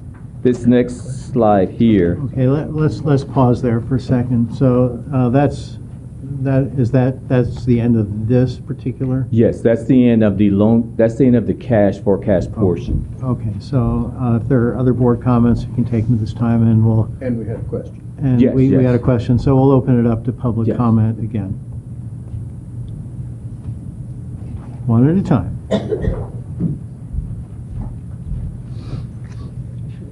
Sorry about that. I should have stood the line. Hi, Ricky Heck, Grass Valley. So my only question to Marvin was, so when you were discussing about the reserves, it sounds like those were projections as opposed to actual cash. So if you're looking at Nancy's document, it says 0, and you're saying at the end of 2018, those are projected numbers. Yes. Is that right? Yes. Okay, that's all I was curious about. Thank you. Shirley Osgood from Grass Valley. I just noticed from the report, Marvin, it looks like to me that we're dealing with Wells Fargo. And as Scott mentioned, that's a pretty low-class bank. There are 3 points I would like to make. First of all, I'd like to see us using some local banks or credit unions for our business instead of Wells Fargo. They have, as you all probably know, not had a very good reputation in the last few years with ripping off clients, creating false accounts, scam insurance policies. And I'm not really into dealing with that kind of bank or having my water agency dealing with them. My mortgage personally was bought off by them, and I got that refinanced pretty fast with a credit union in this town. Another thing you may or may not be aware of is that they are highly invested in the Dakota Access Pipeline. So we have to look at these things. Do we agree with these policies? Do we want to be dealing with this kind of an agency? So I would just like to maybe consider moving to some other more ethical banking facility in our community. Thank you.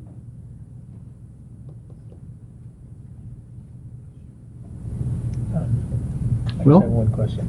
On the water sales 6% rate increase, that's above and beyond the fixed cost? In other words, the fixed rate that you get when you get a bill, like say for not treated water, but for raw water? Or is the total bill going to be 6% more? It's overall, Will. The whole bill? Yeah, it's a 6% increase overall on the average customer, or for all the rate structures within the district. And that's what the 10-year forecast did in 2013-14.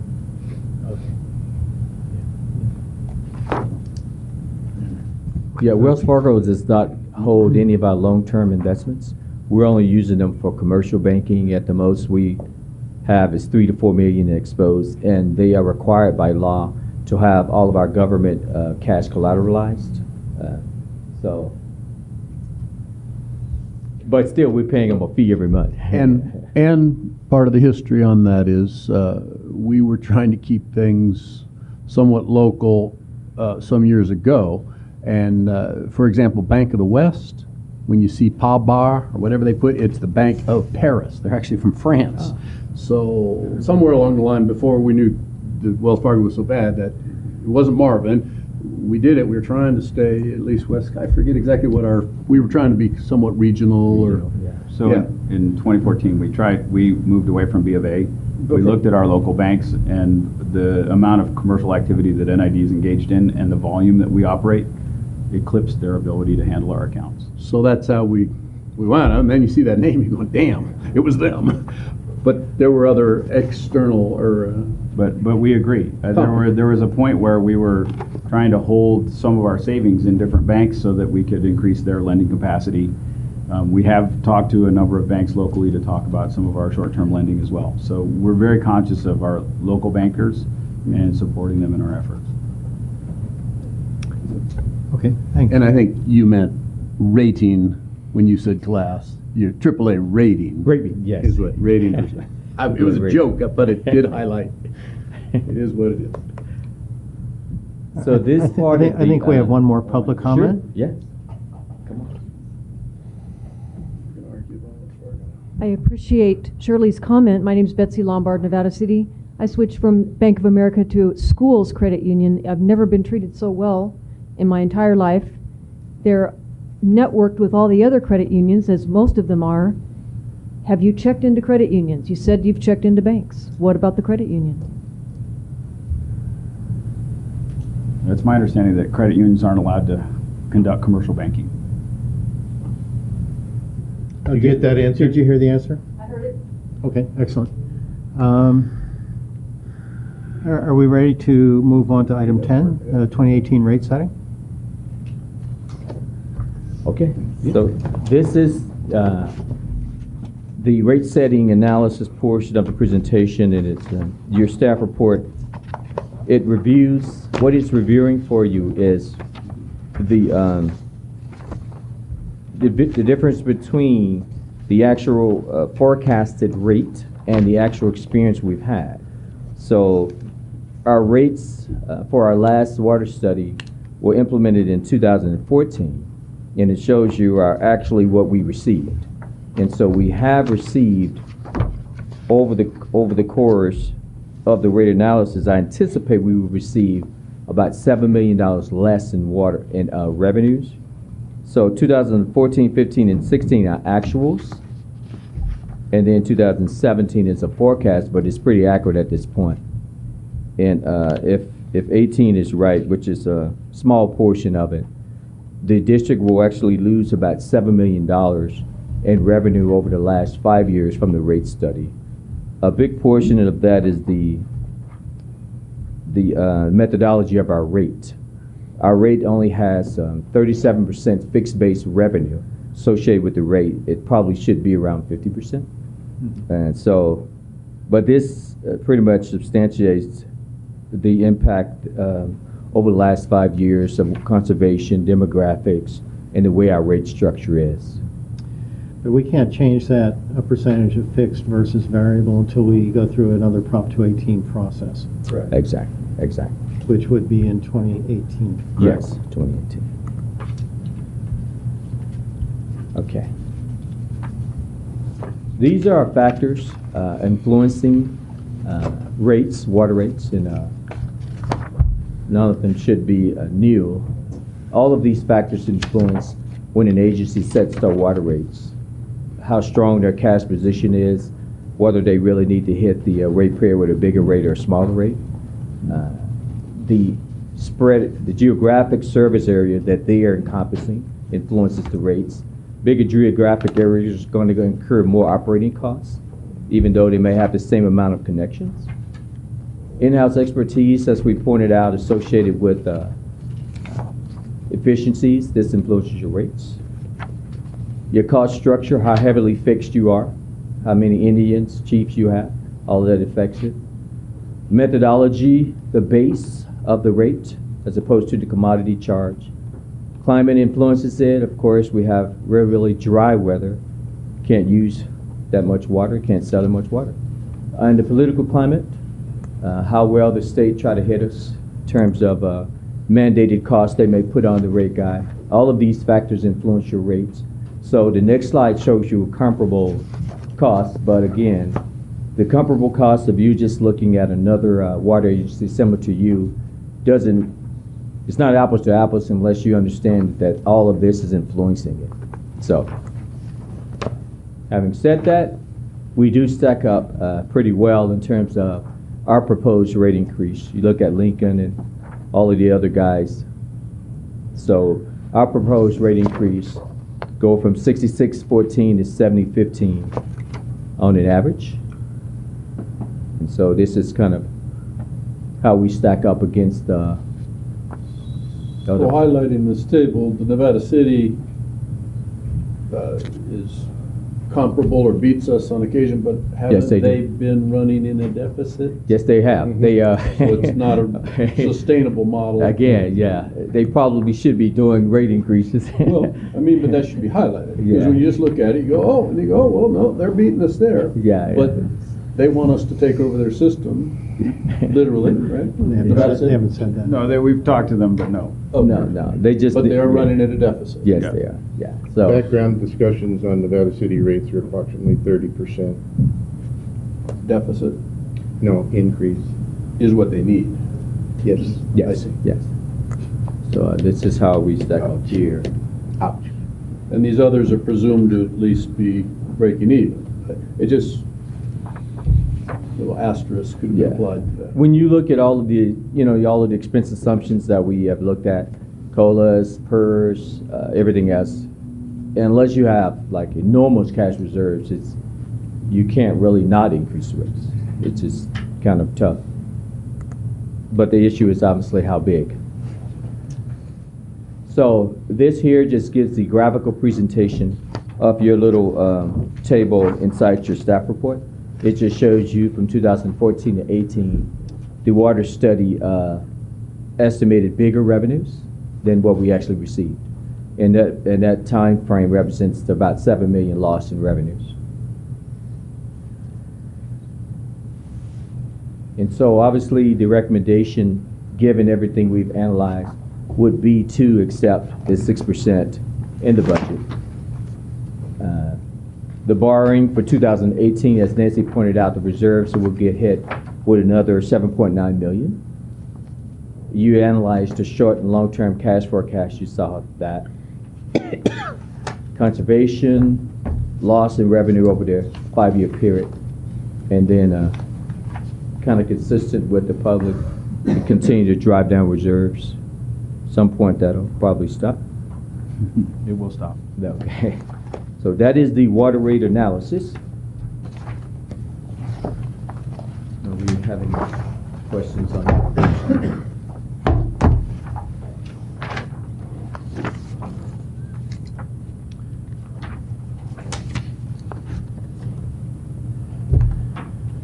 Okay, having heard none, perhaps we will go to item 11. Wait. So I think it probably is good to point out that we are proposing to increase the rate 6% next year. We approved that in 2014 when we did the last Prop 218 notice. That was a 5-year notice. And so whether or not to increase the rates 6% next year is not an issue for discussion at this meeting because we have already approved that. Well, yeah. Well, you adopted the rate study. You did not adopt the annual rate increase. No, they did. Oh, did they? Yes.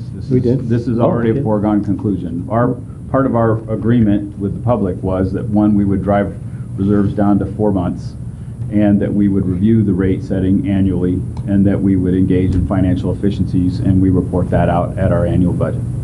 Okay. And so in this meeting, we have reported on our financial efficiencies. We're putting the public on notice that we will raise the rate 6% next year as approved in our Prop 218 process. Prop 218 notice can only go for 5 years. It's up for renoticing and reconsideration in 2018. At which time we would do a public hearing. Yeah. Which time you do a full public process and a notice to all ratepayers. Mm-hmm. And as part of that process, we are committing to doing a new capacity study and a new rate study. Correct. Okay.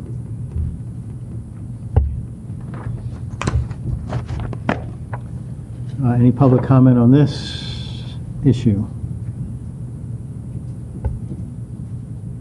Board comment?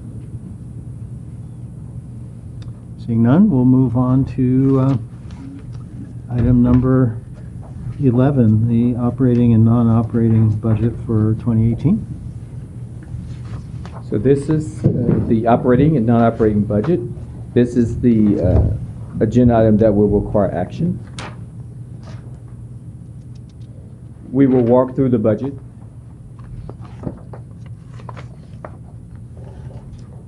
The budget has been reviewed in APC, line item review. Adrian provided the picture of our budget cover this year. Oh. Okay.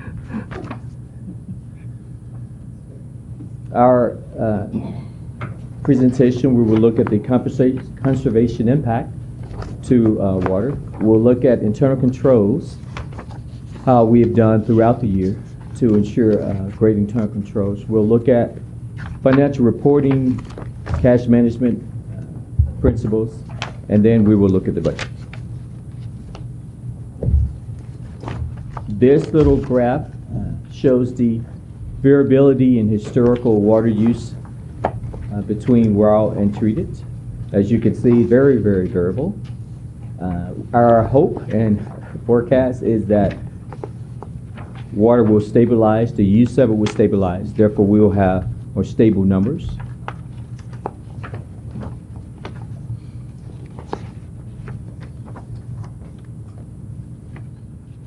For our internal controls, this was our 2016 audit. As you see, we have no new findings. Staff has implemented great changes for our year-end process, creating a finance task journal to assist. We're also going to bring in the new accountant. Recreation is going to improve some of the cash receiving processes, help us to deal with that finding.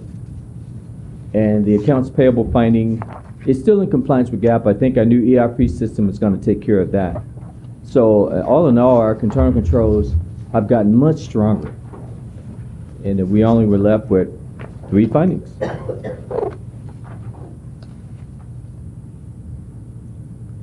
These are some of the reporting cash management principles that the finance department does. We do weekly reporting to our general manager. We do monthly reporting by the 15th. You also, the board, receives quarterly reporting to actual versus budget. Quoting cash forecasting, we do short-term cash forecasting every month, even though you don't see the report. It's being done every month. I look at it pretty much every other day. Long-term forecasting for a rating agency, we just went before Fitch for our 2011 team bonds, trying to get them to push it to AAA. I don't know if we were successful. Okay. Continuing bond disclosure reporting. This happens behind the scene, lots of things you don't see. Assessment district reporting. CAFR. Next year we're dedicated to having a very colorful CAFR. I like it. We have a nice procurement process documented. Budget approval process, and obviously we do ad hoc reporting at the board's discretion. So that's a lot of reporting cash management that we do. Here is the budget development. These are the assumptions. Water sales 8%, 6% rate, 2% demand.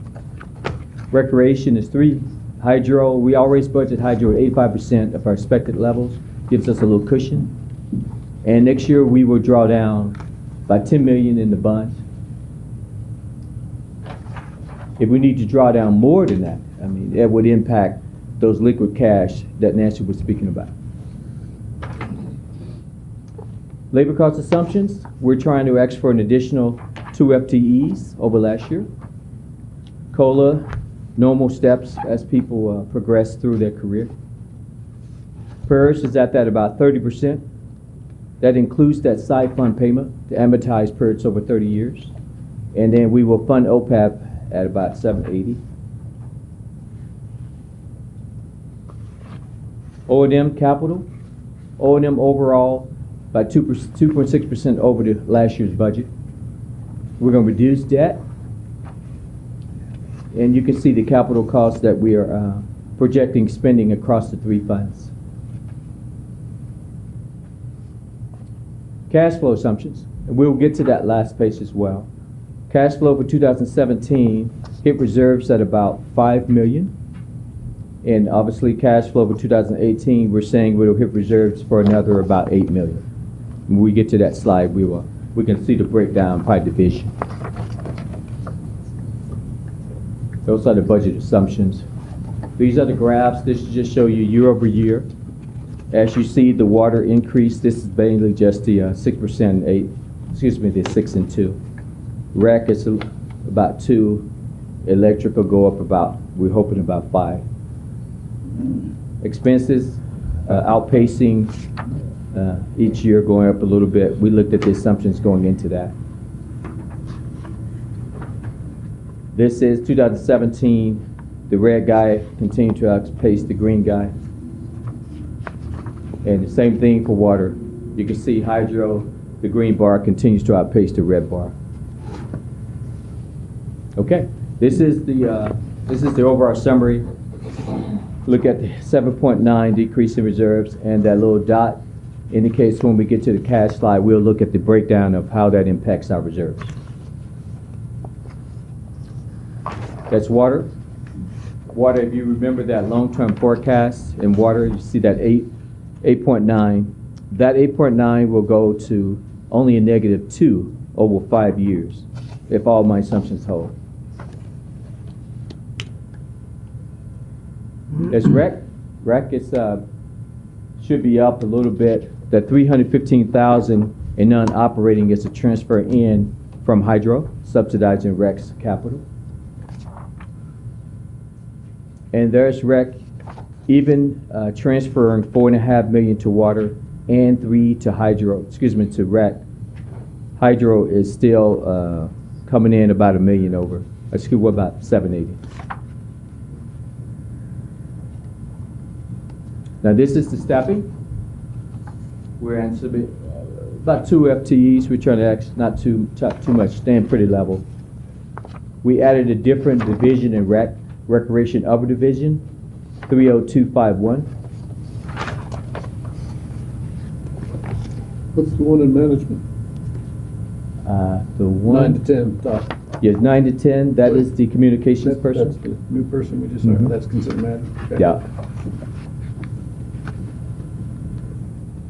Here's the cash. So it's a little bit hard to see. Okay, so a little tough. So we'll spend a little time on this guy here. So the very top, 2016, that is the audited cash. That can't change. So that's where we had about 19.9 million overall cash. The next green bar is your unaudited cash. You see your 2017 revenues, and you notice that little thing says 2017 expenses at August. So that is where we at August. Obviously now we're in October. The current encumbrances, see that 12.9 all the way over to that 16.2. That is money we've locked up that we have to consider. And then at the additional end of year, that is me estimating how much we're going to spend throughout the end of the year. Spending always increases. It always comes in kind of heavy, like around the end of the year, people like hold stuff. So the net income, that line there, that net income, that's about a -10.3. That's not a cash number. So you see the number, see that line at the bottom says encumbrance carryover estimate? What I'm saying there is that about 5.5 million of that net income is not going to be spent by the end of the year. So when we get to the end of the year, we're going to have like a whole lot of POs, right? So I'm saying about 5.5 million of that is not going to be spent by the end of 2017. It's going to carry over to 18. We have carryovers every year. So that next section, Nancy, of that analysis is the cash breakdown. These are all your buckets. To the right is your reserve policy. Right now, our reserve policy for our accrued leave is just to make it equal to our liability amount. So you see that $2.5 million underneath accrued leave. That's what we have on the books now. Probably not a good assumption because everybody's not going to leave district at one time. So we'll probably come back and try to adjust that number. The next assumption, your operating reserve, is that we would have 6 months of operating reserve, and we have a little bit over 5 here. That next number that says 0, our policy actually says that we do not have to hold any capital placement in reserves. The actual policy says we don't have to hold anything. So that's why there's a $0 there. May not be a good policy, but that's what it says. But right now we have a little bit over 25 million in capital improvement But if you notice underneath the water column, there's a 0 there. So again, that's kind of what it is.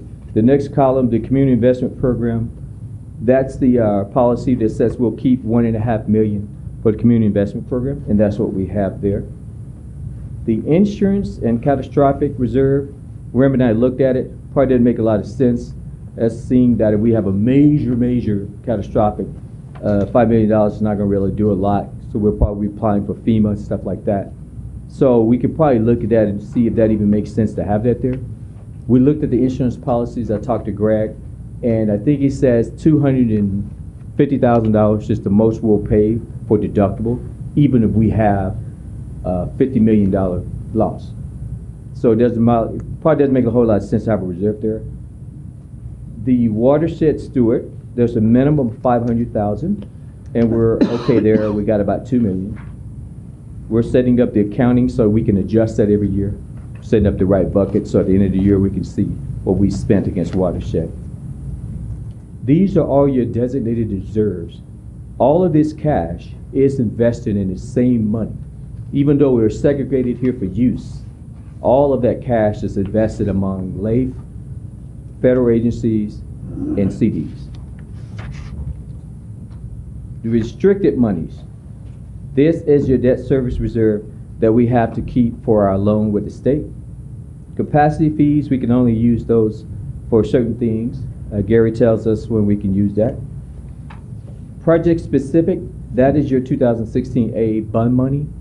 That there is the only exception is that money is not pooled into the NID investments. That money is held in a separate actual bank account. Same type of investments, but just separate. That money is drawn down. So we noticed from 2016, we go from 93.9 in cash. At the end of 2017, we go down to 89.1.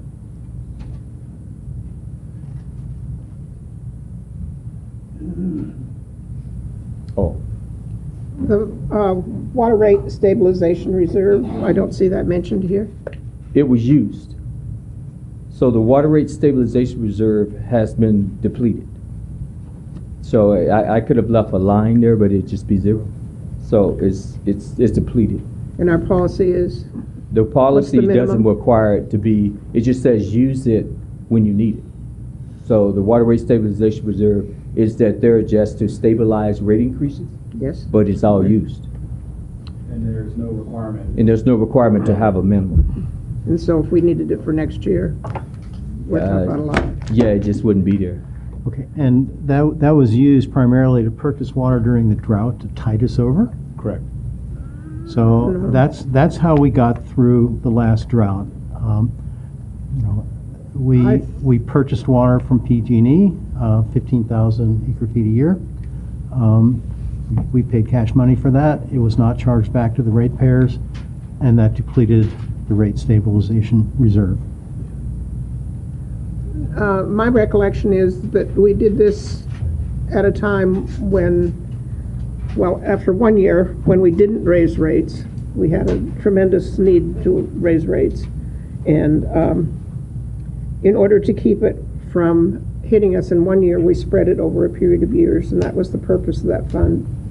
And I know nothing about it being abolished after a certain time.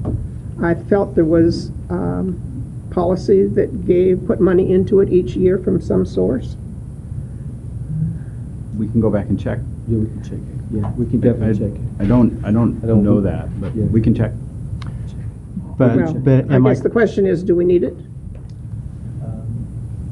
Well, it just provides the board an opportunity to draw on additional money to offset to soften rates. Rate increases, Right. but that money has been spent. Exactly. We spent that money to get us through the drought. No, it preceded the drought, I beg your pardon. Well, but we didn't. We had $2 million sitting in that account when we did the 13-14, but the rates, and we utilized those monies to pay for the raw water purchases from PG&E, so that we wouldn't. Because that's the only place we had money available to go after, as opposed to operating our capital reserves. So if this is has no money in it, and it's not going to be continued, then what board action would need to have been taken, or is this just happen automatically that the money's taken from it because there's no policy? Well, the board takes action when it expends those funds. But there's no, I don't believe, and I'll go check right now, but I don't believe there's a mechanism to reload the account unless the board wants to reload the account. We really need to look at the reserves and what the policies are, even if they're zero, what they were. We're gonna. Because in my knowledge, we have not eliminated any of these reserve funds. Yes, no, you're right, Director Webb, but the reserve policy doesn't change. The depleting of the reserve obviously might change, but the policy itself doesn't change unless the board takes action. But it does need to come to the board before. And some of the reserves are, they're just administered through operation. Like, for instance, the watershed reserve tells us how to increase the number by, I think it's like 0.5% of hydro sales, bulk sales, tender sales, and then we look at the watershed department expenditures. And so at the end of the year, we'll look at all the revenue that was supposed to hit there in the expenditures, and if the reserve policy, if the reserve needs to go up or down, it's adjusted. You know, it will either move less or more to accommodate that. But we did set aside minimums. Yes, minimums are, looks like we definitely have a minimum in some of the reserves, you know, like to the right. Yeah. So those, this is what I'm asking for, yeah, without a that doubt. we review that. Sure. That's and we're where going I to was bring in it, August. We're going to bring it back, Director Weber, because I can see you're still a little nebulous on understanding. I'm not so. nebulous. I am very suspicious that we're spending down reserves in a fashion that the board does not know about. Okay? Sure. Yeah, we're going to definitely bring it back. This is 2017's estimated cash at the end of the year, and these are the way the reserves would stack up. Here is 2018. This 2018, this is your estimated net income. You see the top line gives you the 2017 estimated net income, the bond proceeds drawdown, and again you see the encumbrance carryover because we carry over every year. And so at the end of 2017, you see the cash break, end of 2018, you see the cash breakdown. 76.6 million will be broken down among these buckets here. And you can see the 6-month reserve goes to 4.14. Catastrophic. This is kind of similar to the other slide, your breakdowns. What I do is that after the board takes action on the budget, I would then go at the end of 2017 and look and see does any of those reserve balances need to be adjusted based upon the action that we take. And then I'll go and I have the controller make a journal entry moving the reserves around, depending upon the action of the board. So we'll go from 93.9 million in 2016, we'll go to 89.1 2017, and then we'll go to 76.6 2018.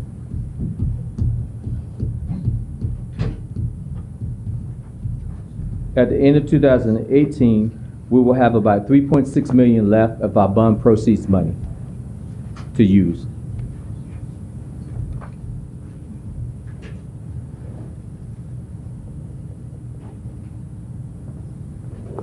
This last slide is our debt service coverage, and this is in compliance with our bond documents. It shows how many times our district can cover its fixed debt service. This is very strong. We can cover our debt service by 3.25 times, and this is very strong. Our bond documents only require 1.25 times, so this is still strong.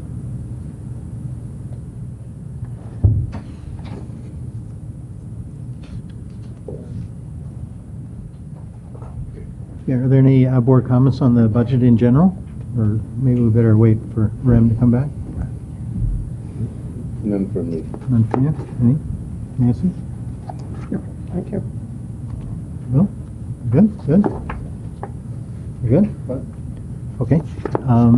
I'll open this up to public comment on the 2018 budget. Richard Thomas, Cement Hill Road in Nevada City, raw water customer. I'm continually impressed by Marvin's presentations and his ability. I am a little challenged in being able to follow the screen slides, and I'm suggesting that perhaps if you would use a pointer to direct us to where on each page you're actually referring to. I won't spend as much time trying to find the number or the column or as I am, and then I lose track of the conversation. So that's my comment. Other than that, a lot of well done work.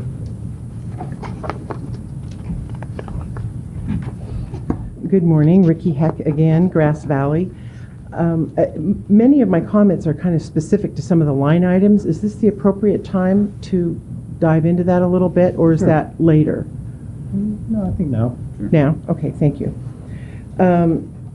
So, and I'm looking at your line item budget here, and this might be a little bit tedious, but so I thank you in advance. Can you give us the pages? Yes, I'm going to give you the pages. On pages 22 and 23 of the line item budget, there is an entry for consulting and contractor fees, and this was especially of interest to me given some of the efficiencies that Marvin reported on in using inside NID staff as opposed to contractors and consultants. And what I note is that in 2015 there was a $42,000 expenditure, and 2017 is $306,000. So what is it that has caused those fees to jump so much? Is a question. Can you point out exactly which line Sure, you're okay, referring to? you bet. On page 22, and I'm looking at this document. Water operations. Yeah, water operations, here, Marvin. Okay. And the line item is So it's 1071, water operations. 52603? Yeah, 52603, thank you. And so I'm curious, if we had 42,000 there, and then 306,000 in 17, and then roughly 200,000 estimated to 2018, what is that? Especially given that there are efficiencies that you guys are doing a good job in building in. What has caused that? Do we know? No, not yet. Keep going. So shall I, okay, yeah, because I've got a list of questions that are kind of follow the same line of thinking. Thank you. And then on the next page, on page 23, we have, again, same line item, consulting contractor fee under water maintenance. And 2017 was 117,000, 2018 is 204,000. And I'm curious, why is that doubling? But then if you look back to the 2017, and I don't understand what FEST means. Does that mean forecasted estimate? Because you had 650,000 there, then you had 117,000 in the budget, so there was a huge discrepancy, and I'm not certain what that means. And we have detail for each one of those schedules, so this is a summary document. So a lot of those are they're Marvin, she's talking to the board right now, and you need to answer the board. Oh, okay. I'm sorry. I'll get this really, truly, I will. Then again, on page 26 of the same document, under engineering, there is a line item for $15,720,000 in 2018 for non-programmatic. I don't know, what is that? And the question is, what is that? $15,720,000. What does that mean? What is the non-programmatic? Let's see. Let me just catch where I am here on my list of questions. Then on the same page, on page 26, under the engineering budget, you've got a line item for extended CEQA of $200,000. And I'm curious what that is for. Is that if that is for Centennial or if that is for some other operations? Other projects. Pardon? Other projects. Other projects? Okay. We had a lot of extended CEQA obligations on the Banner Cascade pipeline, among other things. Okay, thank you. Vegetation monitoring, vegetation maintenance, things that we had obligated to. Okay, thank you. Then mentions the new town. The new town. Then on page 38, under the Community Investment Program, I note that the budget in 2017 was $2,325,000. The budget for 2018 is only $800,000. And I'm wondering why that has decreased so much. Okay. I really appreciate you hanging with me with these questions. The next question is, in looking at Marvin's numbers here, there was several references made to drawing down these reserves and a budget. The need for drawing down $8 million in 2018, I think, was the number. And so I just have an overall question: is, you got all this stuff in reserves. Why is there the need to draw down, or like, what is it within the operational budget that is causing the overage that is causing you to draw down the reserves? I mean, is there a certain couple of line items, or is there extraordinary infrastructure repairs, or what is it that is causing that $9 million or $8 million draw from the reserves? That's a question. And let's see. Lastly, okay, so there is only one mention in this whole budget document of Centennial Reservoir, and there was a budget of $4 million. And what is that $4 million for, is a question. Then when I went through the document and looked at land acquisitions and easements, your budget for that was really small. And I'm wondering where in your budget is the money for the acquisitions for the properties you're buying in the Bear and other properties you're buying in the watershed. So that's a question. And let's see. In fact, in my notes, the capital projects budget was $40,000 for land and easement acquisitions. But knowing that the district has spent in excess of $6 million for those land acquisitions just in the Bear, I was kind of scratching my head trying to figure out where did that go, and where is it? And lastly, I think is this budget doesn't really have anything about Centennial in it. And where is there, or is there a line item budget for Centennial? Under engineering. Pardon? Under the engineering budget. It's under the engineering, but okay, if it's there, the capital budget. It's under the capital budget, but it's not clearly delineated. So as a member of the public, we cannot see what your anticipated future spending for the Centennial project is, because they're not shown in that capital budget. Yes, they are. Well, I mean, they're not labeled as Centennial. Look on page 39, project 7013, Centennial Reservoir. Yeah, I see that. It's $4 million. Right. But that is not even the amount of money you guys spent on property acquisitions. So where is all the rest of the money on Centennial? This is for next year's budget. That's it. So you're only going to spend $4 million for all the engineering. Anything that comes up in 2018, it's only $4 million. Is it capped, or how does that work? This is the budget projection for Centennial, $4 million. It would require a budget transfer, which is an open process, as If we it goes did over. today on the siphon hydro suction thing. We had to show where it Right, came from. understood. That's the process. Yeah. So I assume that any property acquisitions would come out of that $4 million. That's correct. Is that correct? All right.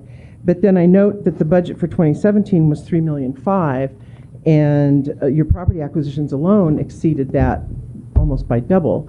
So where did that money come from? Property acquisitions occurred before last year. So you're talking about a total number, we're talking about an annual number. Oh, but no, you bought properties in 2017, this We year. also brought properties in 2016. And Right. that's all rolled up in that $6 million number. But this number says 3.5, so I'm sorry, maybe I'm not following you, or I'm not on the same page. I'm looking on page 39, engineering, Centennial Reservoir, budget 2017. Correct. And that says $3.5 million. Correct. And so you're saying that's all that you did spend in 2017, but you had properties prior, say, in 2016? Correct. Okay, thank you. I would assume that probably the best way to deal with this is the financial report on Centennial that'll come up later. Sure. This can all be laid out. Okay. That would be great. I know that Director Weber had asked for that some months ago, and so is that the same thing that you're talking about, having a meeting in November? Correct. Just to discuss that? Okay. And what we might do as part of that is to show the spending history as well, so that I think that would be useful. How much has been spent and how much has been spent to date on where that money's come from, engineering and items. studies and all of those kinds of things, so that the members of the public can track that. I think that's all fair game. Okay. And let's see, did I have a last? Oh, yeah, my last question is, I was looking through your website and I found this really great set of documents done by Bartle Wells and Associates, which was a 10-year capital improvement plan. And I'm wondering, do you guys have a new updated 10-year capital improvement plan? Because this one ends in 2017. So we're working on that as part of the Raw Water Master Plan, Chapter 8, correct? Yeah. Okay. Those are my questions. If I could get answers today, that would be terrific. Thank you, guys. Okay. So I do have line item questions too. I didn't realize that we were at that place after public comment is over. I'd appreciate it. So, okay, go Well, why don't we address Ricky's questions and then we can proceed. All right, Chip, well, where are we proceeding? This is really brief, and I'd like to interject it now because you believe that you're streaming, but my husband has been watching the whole time at home, and there's no sound. There's only a picture. We understand that. Okay. It's posted on the website as well. What's posted on the website? The notice that there is no audio, and that it's. Why is there no audio? There's been a technical issue, and we're going to correct it post-meeting.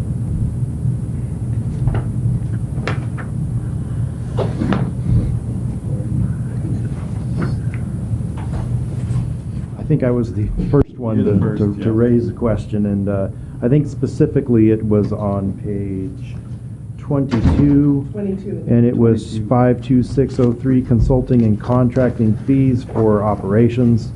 And I'm not quite sure I understood the question. I do know that the 2017 budget was estimated at 306. The actuals are 246. In 2018, they actually are reduced down to 197.5. And this is an ever-changing budgetary line item depending on the amount of contracted work we expect in the next year. Each individual construction project, either at the treatment plants or pump stations or at a raw water facility, have their own costs associated with them. So we have projected out the amount of work we need to get done, improvement work we need to get done in 2018 to help develop these costs. And those change every year based on the amount of work and the project that's at hand. Understood. But in 2015, the item was 42,000, so it's just this Yes. massive jump. So I will say that some of that is contributable to a change in our accounting Schedule of accounts. Schedule of accounts. Yes, thank you. Some of these have been jockeyed around and changed, and some of these have been consolidated into one line item. And that's the major change that's happened between actually 2015-16 until current. That just recently went through. So they look rather drastic, but what happened is they've been spread out in multiple line items into one. And were any of those costs specific to Centennial? No. Brian?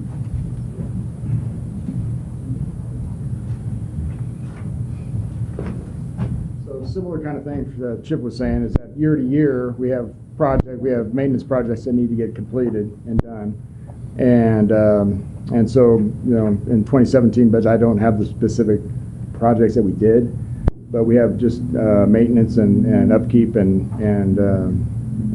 other kinds of projects that we do, and so from year to year they change, and so if you look back over the years, that number will fluctuate based on how much consulting work, how much outside work we need to do based on, as opposed to inside work that we can take care of ourselves. So it's a constantly moving target, depending upon how much we need to do from year to year. So, okay. Okay. Gary? And to be clear, Ricky, we, these things come through committee, which this is your crack at it. though the committees are open as well. And this is the kind of thing we do to them, so we're all kind of going, we've been through all this. Good questions, but a lot of them have already been asked. That's what we hold their toes to the fire at the committee level. This is the final assemblage just in the process, and then we bring it here to the full committee, you know, because not everybody sits on every committee, so valid questions. But it's also true that most people attend these meetings and do not attend the committee. I just said, this is your crack at it, that's my assumption, right, and we go to these committees. But I mean, those are open and public and posted, and they do, that's where most of this gets discussed.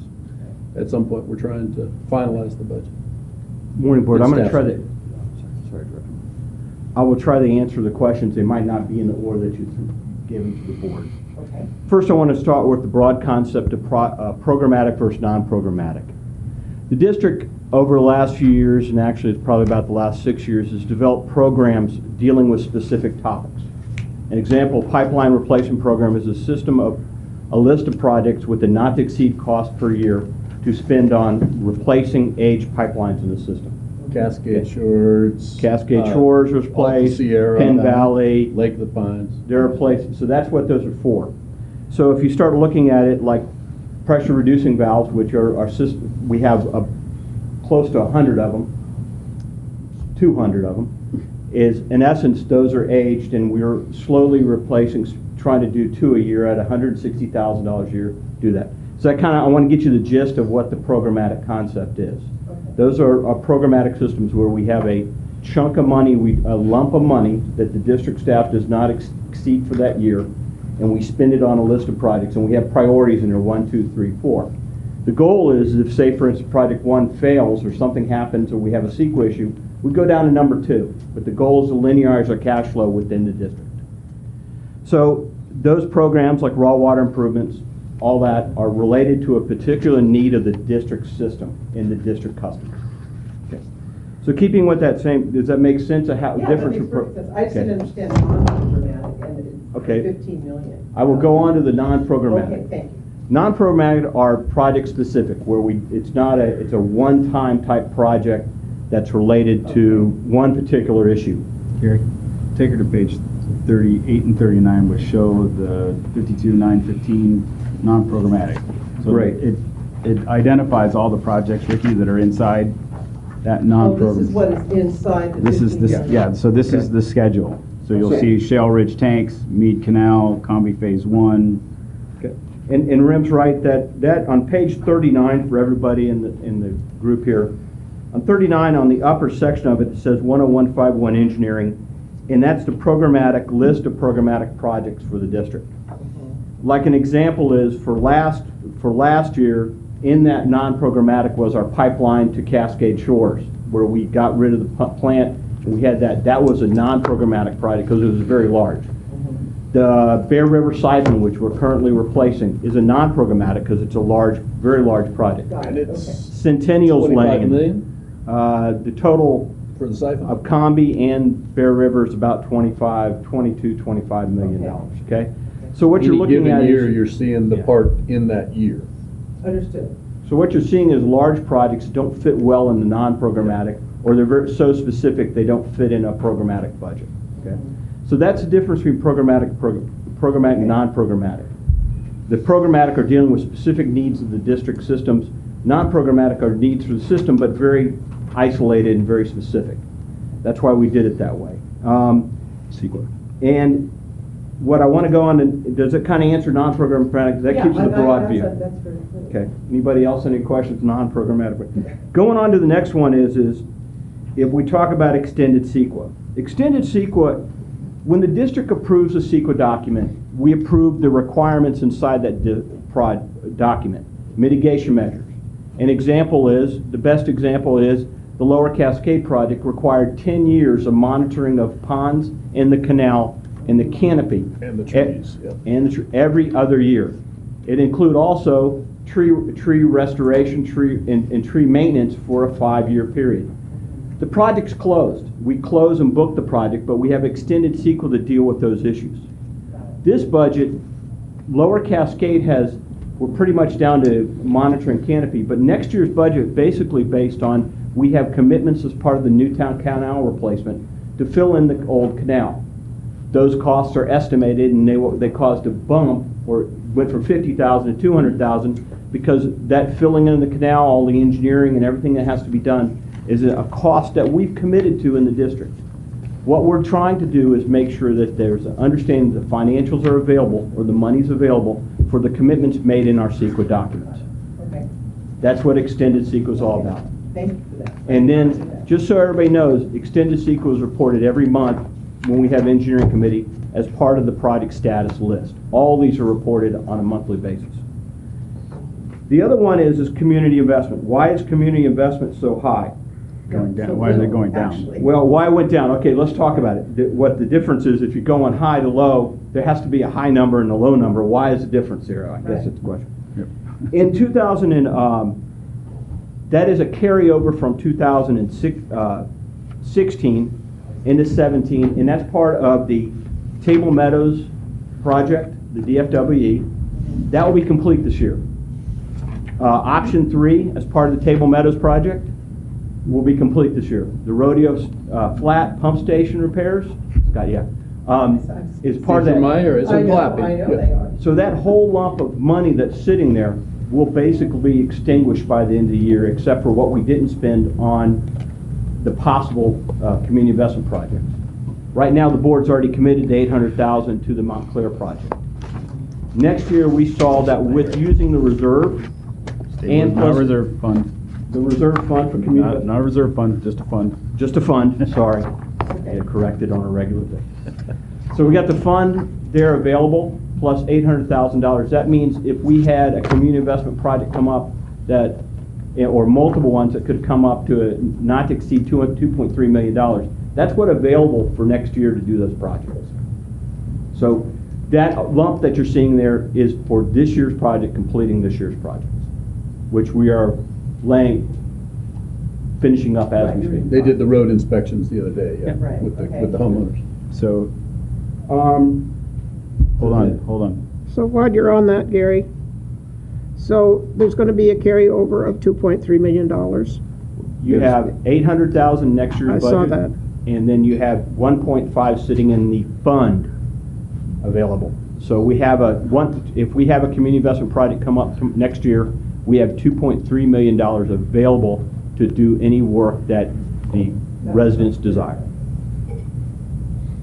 The problem was, Director Weber, was we filled the stabilization fund, so it didn't make sense for us to continue to put big money into that fund while we were already fully funded in our stabilization fund.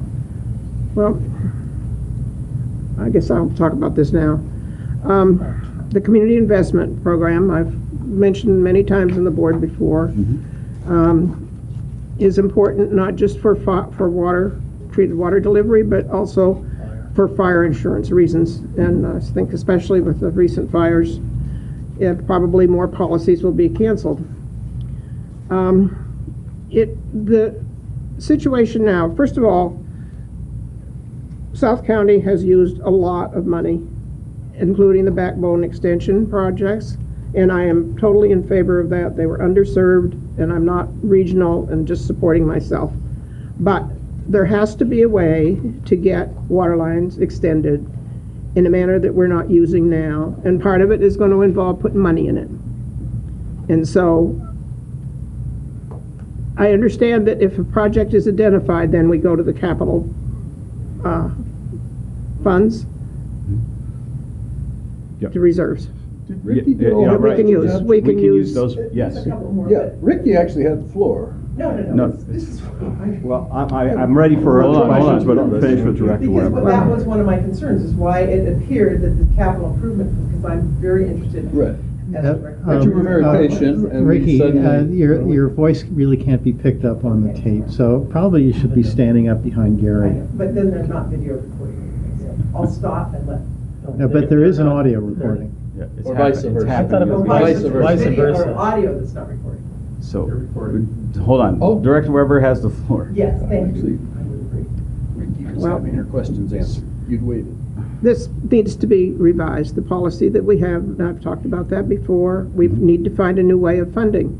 In my area, the backbone water lines, Lake Vera Road, Banner, Red Dog, were all in. But none of the side roads were done at that time. And so the cost now per parcel is somewhere between 75,000 and over. And people cannot afford that. And they are paying taxes. And a lot of people are paying taxes and not getting any water at all. And we need to change this discrepancy. We need to put some money in this program. We need to revise it. So. Okay. Well, we've gone to CDBG. We've worked to secure community block investment money. I appreciate that, but NID's got to pony up too, Ram. Yes, ma'am. They're paying that's NID that's a taxes. board decision. I mean, right now the board's committed 1.2 million. They're currently sitting on 2.3 million. The question I think is how much is the district willing to lend Yes. or give? Yes. And what methodology could be used that would reduce the costs? What do you mean reduce the cost? I mean, so the cost is what the cost is. It's how do we get money to those people, right? Well, first of all, there is Clean Water Act money, which the district has not done since Cement Hill. Correct. But there is a model there that was really effective because it did all the side roads. And it gave an assessment that was spread over all of the parcels, side roads or main road. So that's one possibility that we're not using that really would not cost NID anything except the management, the staff management of it. And it is cumbersome, I understand. Okay, and then there's the Sowers report that I've requested before that I no longer can locate, but it was a study maybe 8 years ago that outlined using tax money, two different methods of using property tax money that had already been paid on a parcel as a contribution toward the water line. And so while the board may approve this budget item, the underlying work has not been done in this past year to improve this program. To improve it? Yeah, to Correct. improve it. Right, So- we haven't so- changed the policies to move forward. We're riding on the current policies. So we need to revise it. And this is not my first request. I understand. If there's some We're- language I'm using that's not correct, No, ma'am, we're working on trying to figure out how to do that. I mean, if the board wants to use some of its property tax revenue to gift monies to these properties, then that's a totally different place outside of the DFWLE program thus far. the Right. gift, I'm sorry, It's Ram, an but the allocation. gift money to people is one of those catchphrases that I've heard over and over Okay. here. And it's like we can't possibly do that. We totally can. Thank you. We totally can. These are property tax revenues we're utilizing, okay. Yeah, just so we're clear, it's not a gift. I think manager misspoke. It's an allocation, which is a policy decision of the board. So we just need to change that policy to add money into it or figure out a mechanism that says what? That's the trick, is what we've been looking for thus far is additional revenues to support the program. If the district's interested in changing how it's allocating its property tax revenues, it's totally fine. I'm happy to bring that back. That's not something we've talked about thus far. I have talked to you about Sowers report, and that's in the Sowers report. You have. I haven't finished with the report, but then it doesn't seem to be in your files either. I have it. So I'm ready to start Thank you. pursuing that if that's the board's pleasure. But we can do that. Thank you. See, Will has a question? Yeah, I just have If you're done, Nancy? Yeah. I understand what Nancy's getting at, and I agree with what you're saying. I guess my question is, because I'm not from up in this area, but I think, are you referring to treated water? Yes. As opposed, because a lot of these parcels do have the availability of untreated water. But a lot of them don't have either. Yeah, so you're In fact, talking the about. percentage was about 50%. So you could talk about actually both, treated and untreated increases in The treated water is the most in demand. Because and it's the most pressurized, costly, pressurized. and the most costly to deliver. No, I agree with what you're saying. I think it's a great idea. Well, we have to, I'm not being regional. Right, but I mean. I don't think that, and I don't think that somewhere in there is, there's a percentage or a cap number or the question that we'll have to wrestle with is, in the policy, is how do we allocate, right? We generate roughly $11 million in tax revenues. That revenue is essentially holding up our capital program and insulating the ratepayers from that investment structure. So as we bleed off some of that funding, which I don't know is, depending on how we move forward, how significant is it? So for folks on Iron Horse, it's $72,000 roughly, give or take, for them to buy their spot on the system, right? 10% helps them. Well, anything helps them, correct, right? But how much? I mean, at some point we're still going to flip over, and it's not going to be economic. The 2.29% loan that the Clean Water Act provided for Cement Hill for 220 parcels Sure. was an excellent savings. We are not pursuing that. We have not pursued a CFD or an AFD since Rodeo Flat and Cement Hill. And that's completely, we can do that. I mean, that requires a vote of the people. They tax themselves and we're off and running. It doesn't change how much it costs them to connect to the system. So the $72,000, if we did an AFD or a CFD for Iron Horse, they would be still contribute. They would still have to fund $72,000. I think the financing of it over 20 years at 2.29% is where it gets the break. We can. Well, those are things that we can talk about as part of the VFWLE, because our current policy is 4% at 20 years. Do we open up the window? Do we change the percentage? So can you give me some kind of a timeline for when this might come before committee and the board? We can bring it to APC. I can commit to bring it to APC in November. It'll be a raw issue, but thank you. We'll bring it to APC. Okay. And then from there to the board, please. Yes, ma'am. I've been working on this 19 years. You know, if I sound a little frustrated. Well, I have to say, in the 19 years, Director Weber, we have created a program. We have moved out. We have brought water lines to a lot of people in the last 3 years. These commitments of the district are absolute, and we have stood by them, and we have moved major pipe and major money towards these folks. And I appreciate that, except that the need is greater than right. I understand. The solution. I understand, and I think some of that is, Director Weber, we're over the last year we've seen a steady creep in cost that we weren't experiencing when we did Caroline Winter Moon. I mean, we were talking 30 to 40K per home. That was manageable. That's about what it costs to drill a well. We're talking some of these harder projects, some of these outliers, you know, they become very expensive very quickly, and that's a tough nut to crack. It's not uncrackable, as you know. I'll solve any problem. You just got to tell me which one you want me to solve. And then we sell water. Yeah. To those people. Sure. Right. And that's the business we're in. Okay. Thank you. Okay.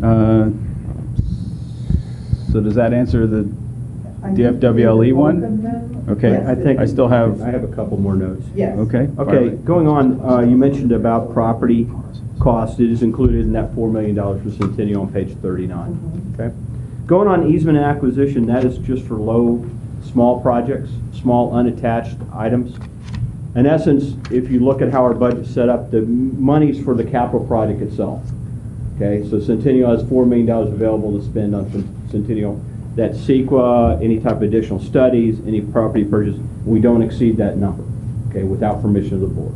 Okay, so on those small ones are like, if we find find an easement that doesn't exist on our canals, or an easement here that doesn't cover our facilities, that's to purchase those per our procurement policy, per our policy. So it's for those small items that are not attached to a project that money's for. I believe that's all the questions, unless, Ricky, you remember any, ma'am? So I still have reserve. Cause of the need for the drawdown of reserves, the $8 million. Yeah. So that's an ancient problem. So the water fund has been drawing down its reserves since the grand jury asked it to, and the district has been operating in a negative to try to draw that reserve down.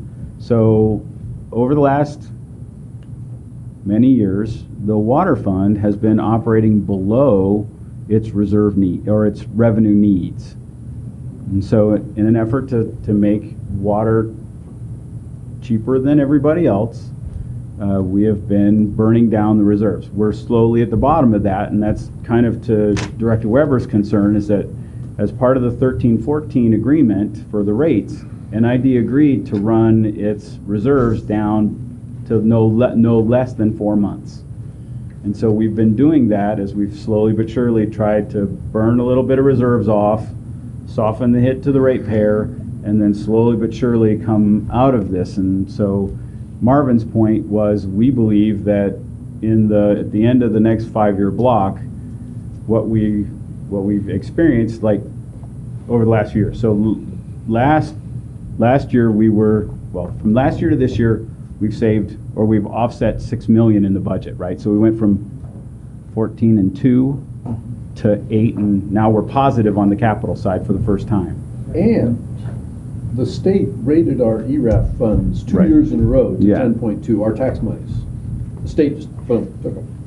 I can't remember if they ever gave us any of it. We got them back. We got it all back. Okay. We got it all back. That was in a budgetary. All of a sudden, But we just lost the thing is what we're trying to do is slow the burn of reserves, right? Because we've been consciously burning down reserves. So slowly, we're trying to do is slow that down, not hit the ratepayers and come in and go, hey, double-digit rate increase, because you guys need to be paying for all of your water costs, plus you need to be buying into your capital. We're not doing that.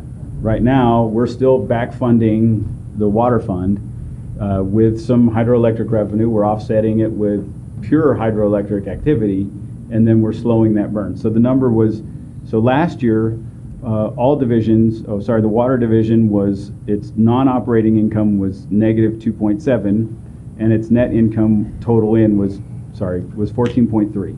So we're going from 14.3 negative to 8.9 negative. So what we're trying to do is slow that burn down so that we can get to 0 and then start to come back out. And that was our commitment to the community, is not to whipsaw get us to 0. Because we have reserve strength, right? At $70 to $80 million, we're doing okay. But one catastrophic event on a power plant is tens of millions of dollars instantly. And as we're seeing, one of the things we never considered until recently was a reserve fund for recreation. As we're seeing now, if you burn a recreation facility to the ground,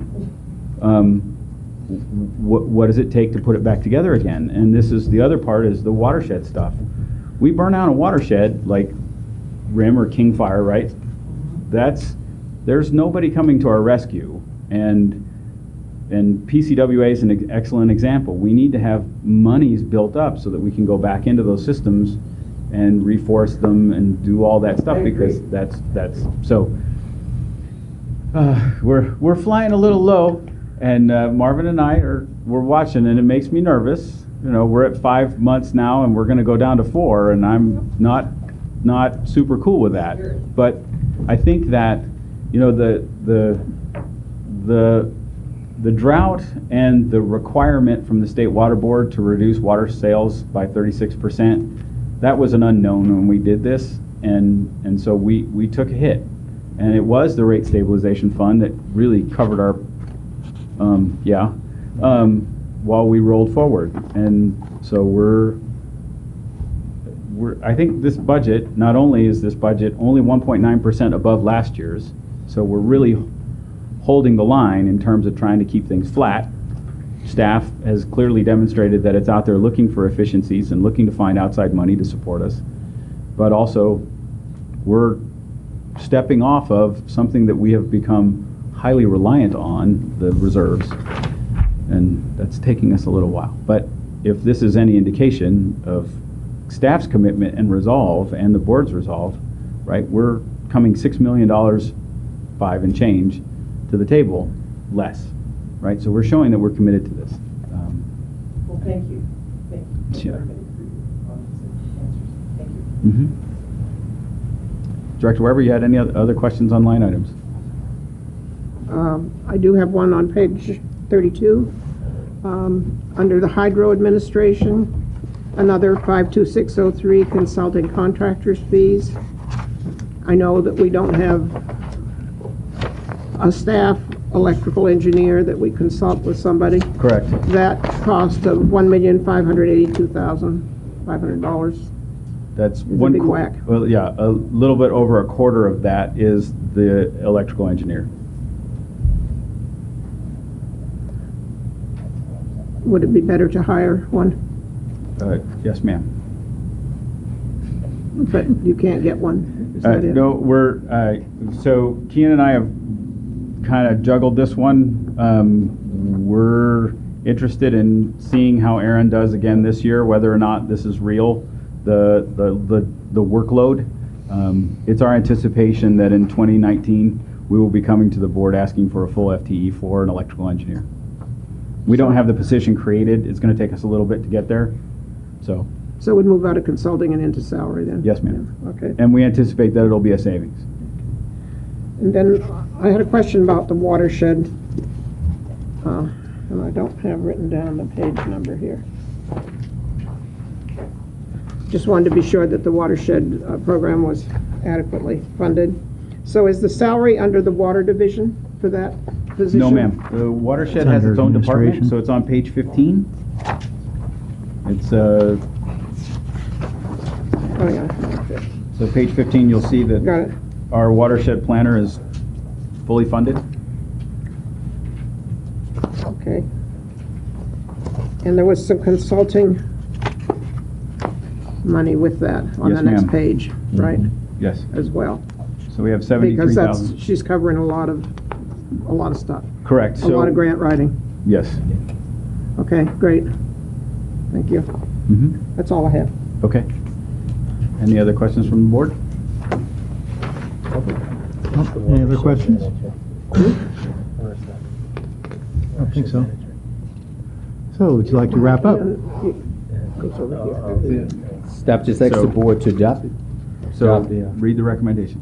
adopt the district's 2018 non-operating budget recommended by the Administrative Practice Committee. So moved. Second. We've already had public comment, so roll call, please. Division 1, No, I'm not comfortable with this until we get the reserves straightened out, so I can't vote on it now. Division 2, Aye. Division 3, Aye. Division 4, Aye. and Division 5. Aye. Okay. So, General Manager's report. Good morning, board. Still morning, yes, it is. Currently, the district has 410 acre-feet in storage with precipitation at Bowman at 1.65 inches. It's been very dry over the last few days. With regard to our current fire situation here, not to sing the unsung heroes, but I want to commend staff. We moved staff out to Lake Wildwood Treatment Plant, fired that and protected that facility as the Lobo fire moved towards our facility. We also had our WDO crews out in the field the very next morning as we were trying to clear canals of the wind debris, which usually chokes our canals. We also brought the canals up to 100% capacity, as we know that firefighting efforts utilize those canals, ponds, and et cetera, to provide for their firefighting effort. We also increased our pumping capacity at the Loma Rica plant, as that's the delivery unit for the air attack base at Nevada County Airport. We've had a number of pump stations. We brought generators on board so that we can make sure that the systems are operating at their highest potential so that firefighting efforts are supported by all of our staff. We've had people in the field late nights for the last 3 days. We're working with the EOC at this point and the Incident Command so that NID can make sure that they have the resources they need to continue their attack efforts. Did we have any damage to any district facilities? No district facilities have been damaged. I have a question, Mayor. Yes, sir. You mentioned the canals and the ponds, etc., obtaining water. Yes. Were any of the helicopters taking water out of any of the reservoirs, and do you know which ones they were taking them out? I know that they were taking them out of stock ponds. Chip, do you know if we took out of any of our reservoirs specifically? I'm not familiar with any of ours specifically, but certainly a lot of the reservoirs that are supplied by our canal system are being utilized heavily, only because of their close proximity to the hotspots. Oh, I see. Other items, currently the Bear River Siphon is progressing. We are potentially on board for a 6-figure change order. We're currently negotiating with Kiewit to try to bring that back under control. Ore Creek and Greenhorn sediment projects, we have reached out to our local Native American groups for a B52 consultation. The canopy study for the Cascade Canal and the Lower Cascade project is underway. Rattlesnake Road project is out to bid, and we're having conversations with Mr. Biznett and Mr. Brady as part of the Meade Canal project, so we're optimistic. We have started to review the Orchard Springs building, and we'll have that coming to the board shortly. We're working on Loxley Lane to finish the pipe to Shale Ridge. That's night operations, so down in your neck of the woods, but mostly industrial. Also, the Hemp Hill Canal project, we have gone out for preliminary bids on the CEQA for that project. We're seeing that number come in right around $500,000. That's a lot, so we're going back to the drawing board a little bit to see if we can push that number down. Kleinschmidt, who's been working on our other stuff for that project, is also developing some of the engineering work necessary to move that project forward. And we are on. Graham, what's the guesstimate of what that's, the estimate of what that cost so far? Just in the top of your head, do you know? The Hemp Hill, the whole. All of our efforts thus far? Yeah, the efforts, yeah. I would not including the gauging station, but probably in the millions, right? Well, I don't know that we're getting close. We're getting close. I mean, it's probably in the 500,000 to 600,000. That's so far. So far. And that doesn't include that 500,000 CEQA document. No, sir. So the budget currently has 400,000 in it for this work alone. Yeah. So we're a little bit higher than we thought we would be. So that's why we're going to go out. I don't know that this number makes sense. So we're going back to the well. On other items, we hosted the California Legislative Staff Education Institute yesterday to talk about some of the issues here at the district, Mercury, kind of our history, some of the centennial stuff. That was really interesting to talk with legislative staff to hear what their legislators are curious about and concerned about. We did attend the NCPA annual conference. That was also quite illuminating when we listened to Felicia Marcus talk about the Delta and how they're going to need more water, and the chair of FERC talk about how FERC regulation is going to increase, and among other things. So that was really weird. We have met with the Felix Gillet group, that's Amigo Bob's group, to talk about they're off of the piece of property that they are utilizing currently for the trees that they're trying to save, and it's a little bit of a pet project for me, in that I think it's cool and I like trees. They don't do olives yet, but we'll work on them. But we have a number of properties that may be able to support Amigo and Adam in terms of them being able to grow trees. Also setting up some mother orchards maybe on district property, but also in tandem with NASA and the watershed group is to start developing a NID nursery so that we have trees to draw from for our riparian and high elevation work, and also offer some of those trees to the cities. I know Grass Valley was looking for a tree source as well. Yes, sir. I think I asked this in the last, I think it was APC meeting. Are those trees mapped at all where they are? And so no, and so one of the things that we have offered to the Gillet group is to have them pick up their trees, because some of them they don't want people to know about, I guess. They're secret apple trees. But if we can start GPSing those trees and bringing them into a layer, NID will create the layer and we'll start dropping them onto our GIS system, because we have a number of trees that we're concerned about, at some of our older facilities that we want to have trimmed, and we're happy to let them take scion from to start creating their own mother orchard. But if we can start collecting them and their varietals on a layer, then we know where they are, and we know not to disturb them and to protect them. Well, I think some of the more worthy trees that are not actually seedlings could be identified right in this period of time, because this is when they harvest apples. That's correct. So we need 2 apples and the leaves off of these trees. Yeah, I know. And then we give them to Amigo, and his wife figures it out. So, but I mean, you identify the ones that are worthy of replicating. Yes. Some of them could be seedlings that are just, I get it. When apparently some of the Luther Burbank people in Santa Rosa have been claiming ownership of some of the gelée trees. So, Yeah. they'll have to figure that out. But anyway, we're working with them now to try to help them move their project forward. We think that it's something that needs to be done. With regard to Centennial and the EIR, there has been, the board has voiced concern about our interaction with the Native American groups. I'm pleased to report that we have received letters from both the Colfax and the Nevada City Rancheria requesting consultation on CEQA.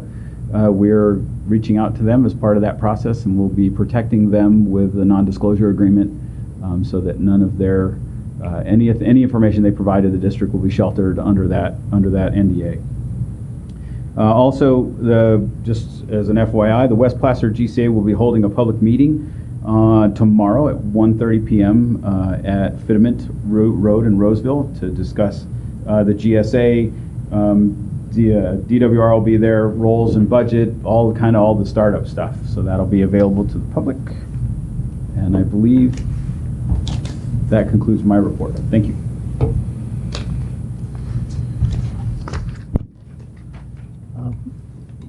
Board member items, reports. Start with you, Scott.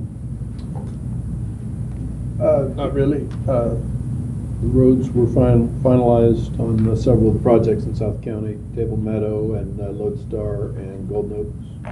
From what I understand, everybody was pleased. Gary?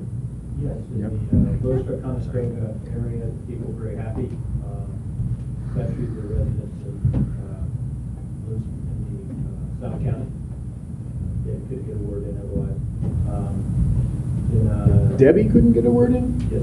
Wow. So, and then You're right, sure.